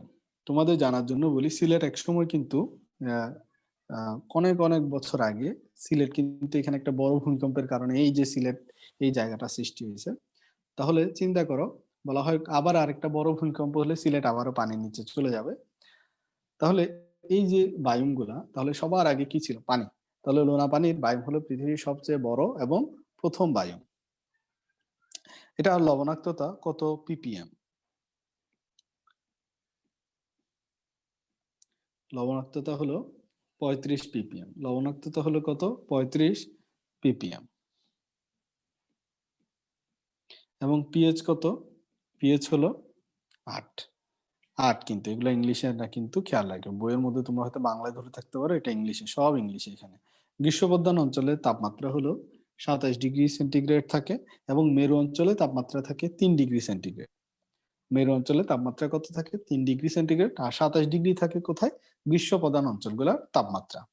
লোনা পানির বায়ুকে 4টা ভাগে ভাগ করা হয়: গড়ান অঞ্চল, গড়ান অঞ্চল, প্যালাজিক অঞ্চল, ভেন্তিক অঞ্চল, এবিসাল অঞ্চল। তাহলে লোনা পানির বায়ুকে আমরা কয়টা ভাগে ভাগ করতেছি দেখো: গড়ান অঞ্চল, প্যালাজিক অঞ্চল, বেন্থিক অঞ্চল এবং এবিসাল অঞ্চল। এখন আসি গড়ান অঞ্চল। এই যে গড়ান অঞ্চল, প্রতিদিন এখানে 2বার জোয়ার ভাটা হয়, 2বার জোয়ার ভাটা হয়। ঠিক আছে, তারপর হলো প্যালাজিক অঞ্চল, এটা হলো সাগরের পৃষ্ঠীয় অঞ্চল, যেটা সাগরের পৃষ্ঠীয় অঞ্চলটাকে বলা হয় প্যালাজিক অঞ্চল। সাগরের পৃষ্ঠীয় অঞ্চলটাকে বলা হয় প্যালাজিক অঞ্চল। ভেন্তিক অঞ্চল হলো প্যালাজিকের নিচের অংশটা, প্যালাজিকের নিচের অংশটুকু বলা হয় ভেন্তিক অঞ্চল। আর চিন্তা করো সবচেয়ে গভীরে গিয়ে সমুদ্রের সবচেয়ে গভীরতম জায়গা যেটা, সেটা হলো গভীরতম জায়গাটা হলো অ্যাবিসাল অঞ্চল। এই এবিসাল অঞ্চল বা গভীরতম জায়গায় সাধারণ তাপমাত্রা থাকে 3 ডিগ্রি সেন্টিগ্রেড। ঠিক আছে, এখানে কিছু ব্যাকটেরিয়া পাওয়া যায় যেগুলোর নাম কি, কেমোসিনথেটিক ব্যাকটেরিয়া। এখানে কিছু ব্যাকটেরিয়া থাকে যেগুলোকে কি বলা হয়, কেমোসিনথেটিক ব্যাকটেরিয়া। কেমোসিনথেটিক ব্যাকটেরিয়া পাওয়া যায় এখানে। তাহলে এটা গেল আমাদের বায়োম। তাহলে দেখছো বায়োম, তুমি বই খুলে দেখো, যাদের সামনে বই আছে, তুমি দেখবা এখানে বায়োম পড়তে গেলে তুমি অস্বস্তিতে পড়ে যাবা। ঠিক আছে, বায়োম যদি পড়ো অস্বস্তিতে পড়ে যাবা। তো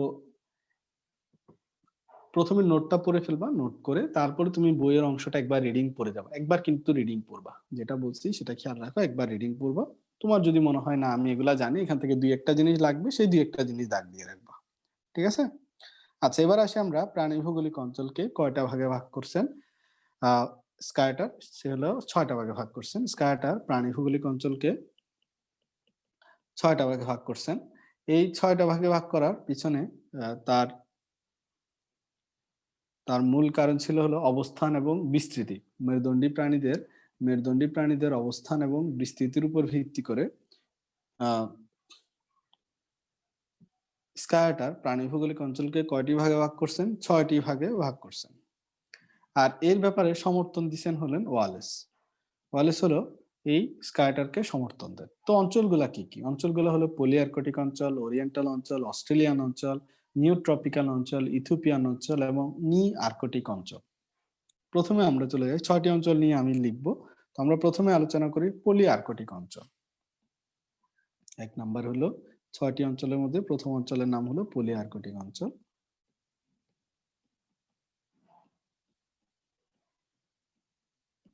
আচ্ছা, পলিআর্কটিক অঞ্চল, পরীক্ষা তো হবে, পরীক্ষা আজকের পরীক্ষা হবে, সমস্যা নেই। আচ্ছা, পলিআর্কটিক অঞ্চল এটা হলো মূলত ইউরোপ, বলা হয় পলিআর্কটিক অঞ্চল হলো ইউরোপ অঞ্চল নিয়ে হলো পলিআর্কটিক অঞ্চল। শুধু ইউরোপটা মনে রাখবা, কিছু আফ্রিকা আছে, হিমালয়, চীন, জাপান, কোরিয়া, ইরান, আফগানিস্তান, এগুলোও তোমার হলো কি পলিআর্কটিক অঞ্চলে। এখন এখানকার প্রাণীদের নর্মাল প্রাণী যেগুলো, এগুলো সব আমরা জানি, যেমন হরিণ, ভাল্লুক, বলগা হরিণ, উট, গরু, কবুতর, ফ্লেমিঙ্গো, পাখি, পেলিকন, চায়না সেলিগেটর, এগুলো হলো তোমার এখান থেকে শেখার দরকার নেই। ঠিক আছে, এখান থেকে শুধু একটা প্রাণীর নাম শিখবে, যেটা হলো ফ্লেমিঙ্গো। ফ্লেমিঙ্গো পলিআর্কটিক অঞ্চলের মধ্যে শুধু একটা প্রাণীর নাম শিখবে, সেটা হলো ফ্লেমিঙ্গো। তাহলে পরীক্ষা আসতে পারে ফ্লেমিঙ্গো কোন অঞ্চলের প্রাণী, মনে থাকবে। ঠিক আছে, আর যদি এক্সট্রা পড়তে চাও তাহলে পেলিকন, প্যাডেল ফিশ আর হলো সাকার ফিশ, এই কয়েকটা নাম তুমি মনে রাখতে পারো। ঠিক আছে, এগুলো হলো এক্সট্রা, প্যাডেল ফিশ, তারপর হলো তোমার সাকার ফিশ আর হলো পেলিকন। পেলিকন হলো, এগুলো হলো তোমার মনে রাখবা। এখন আসি আমরা পলিআর্কটিক অঞ্চলের পরে আমাদের 2 নাম্বার অঞ্চলটা হলো ওরিয়েন্টাল অঞ্চল। ওরিয়েন্টাল অঞ্চল থেকে কিছুই বাদ দেওয়া যাবে না, ওরিয়েন্টাল অঞ্চল ভালো করে পড়বা, কারণ এই অঞ্চলে হলো বাংলাদেশ অবস্থিত। তাহলে ওরিয়েন্টাল অঞ্চলটা মোস্ট ইম্পর্টেন্ট।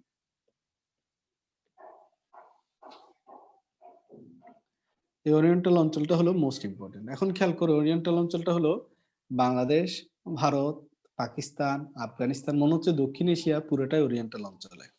ঠিক আছে, শ্রীলঙ্কা, তারপর হলো Thailand, Malaysia, Indonesia, Nepal, Bhutan, Philippines, Taiwan, সবগুলাই হলো কোথায়, ওরিয়েন্টাল অঞ্চলে। তো সব পরিচিত দেশ। এখন দেখো এখানে প্রাণীগুলোর নাম কি। আমি চিন্তা করি বাংলাদেশে কি পাওয়া যায়, বাঘ পাওয়া যায়, হাতি আছে, ভাল্লুক আছে, বাদুর আছে, কবুতর আছে, কোকিল আছে, ময়ূর আছে, কুমির আছে, গুইসাপ আছে, রুই আছে, কাতলা আছে, মৃগেল আছে, ক্যাটফিশ আছে। এগুলো আমরা সবাই চিনি ওরিয়েন্টাল অঞ্চলের এই উদ্ভিদ, এই প্রাণীগুলারে। যেটারে চিনি না সেটার নাম কি, সেটার নাম হলো ওরাং ওটাং। যেমন ওরাং ওটাং অনেক সময় নাম নাও চিনতে পারি, যে ওরাং ওটাং আবার কোন অঞ্চলের প্রাণী। দেখো এরিয়া হলো ওরিয়েন্টাল অঞ্চলের প্রাণী। ব্লু বার্ড, ব্লু বার্ড, এটাতেও একটা স্কুলের নামও আছে, সিলেটের একটা ঐতিহ্যময় স্কুল ব্লুবার্ড। ব্লুবার্ডের কে কে আসো?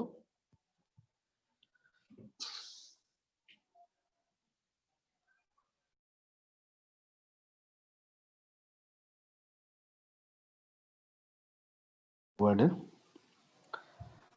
আমার অনেক স্টুডেন্ট ব্লুবার্ড স্কুল থেকে পড়ছিল, তারা অনেকে মেডিকেলে পড়ে।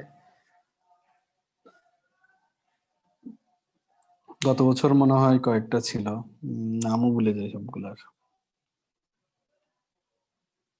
একটারও নাম মনে পড়তেছে না, দেখছেন?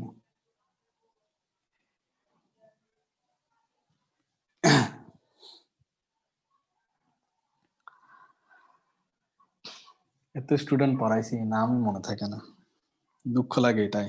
এগুলার তো সারাদিন সামনাসামনি পড়াইছি, তোদের তো পড়াইতেছে অনলাইনে, তোদেরকে দেখে আমি চিনবো না, এটাও একটা বড় কষ্টের হবে আমার।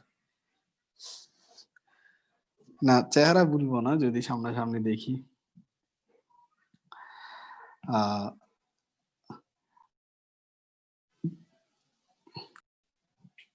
ওকে, তাহলে ওরিয়েন্টাল অঞ্চল পর্যন্ত আমরা বলছিলাম। ওরিয়েন্টাল অঞ্চলে ফার্স্টে খেয়াল করো, আহ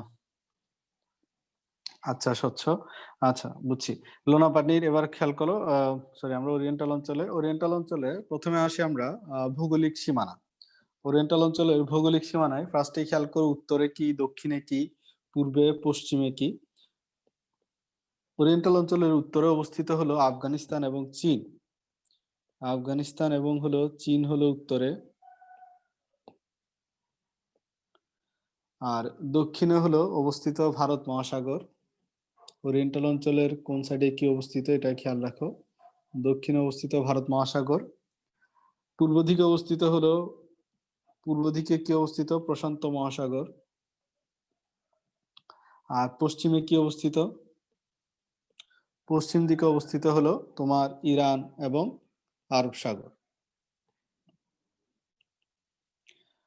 তাহলে ওরিয়েন্টাল অঞ্চলের কোন পাশে কি অবস্থিত এটা খেয়াল করবা। তাহলে ওরিয়েন্টাল অঞ্চলকে টোটাল 4টি উপঅঞ্চলে ভাগ করা হয়েছে।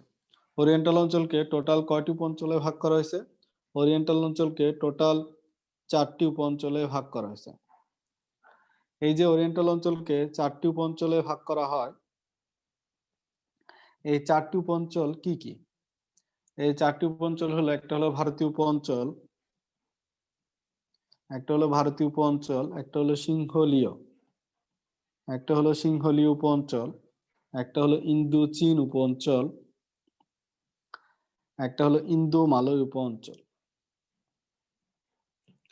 প্রথমে যায় ভারতীয় উপঅঞ্চলে কি কি। ভারতীয় উপঅঞ্চলের মধ্যে সবচেয়ে গুরুত্বপূর্ণ হলো বাংলাদেশ, কারণ বাংলাদেশ এই ভারতীয় উপঅঞ্চলের অন্তর্ভুক্ত। তাহলে লিখে রাখো, বাংলাদেশ ভারতীয় উপঅঞ্চলের অন্তর্ভুক্ত। এরপর আসি সিংহলীয় উপঅঞ্চল।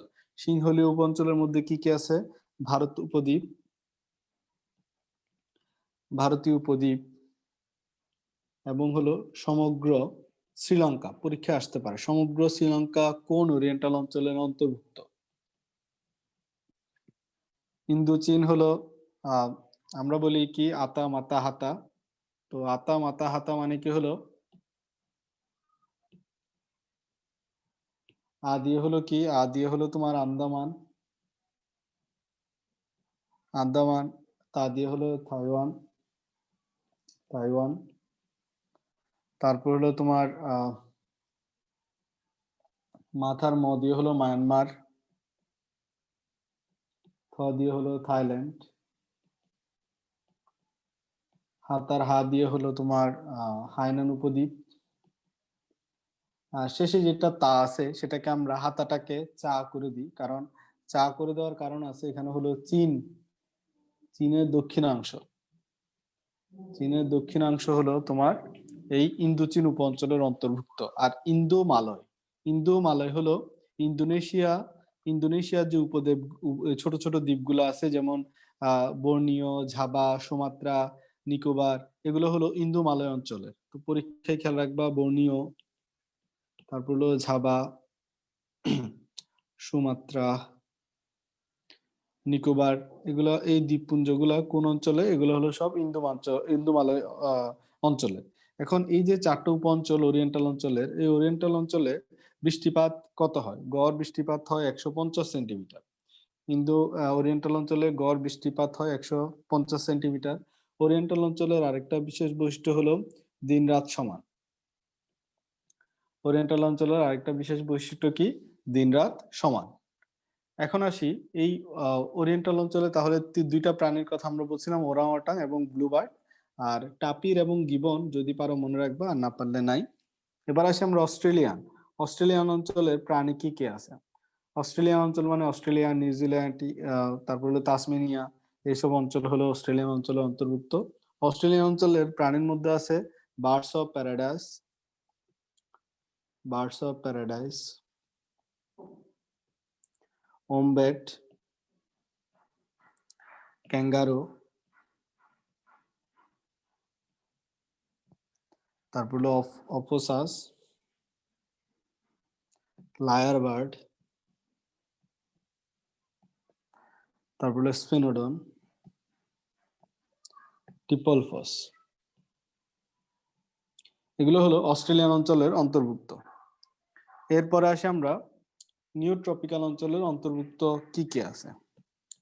নিউ ট্রপিক্যাল অঞ্চলের অন্তর্ভুক্ত কি কি আছে? নিউ ট্রপিক্যাল অঞ্চলের অন্তর্ভুক্ত আছে হামিং বার্ড, তারপর হলো লামা,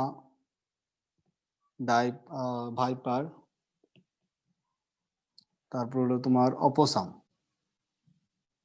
এগুলো হলো নিউ ট্রপিক্যাল অঞ্চলের প্রাণী। ইথিওপিয়ান অঞ্চলের প্রাণীর মধ্যে মনে রাখবা দুইটা প্রাণী নাম ইথিওপিয়ানের মধ্যে, একটা হলো আর্মাডিল্লো আর একটা হলো লেমুর। একটা হলো আর্মাডিল্লো আর একটা হলো লেমুর। আর নিআর্কটিক অঞ্চলের মধ্যে আছে হলো স্যালামান্ডার, বাইসন, পেলিকান এবং টার্কিস। স্যালামান্ডারটা ভালো করে শিখবা, কারণ স্যালামান্ডার থেকে কোষ বিভাজন আবিষ্কার করা হয় এই জন্য। স্যালামান্ডার, বাইসন, পেলিকান এবং টার্কিস।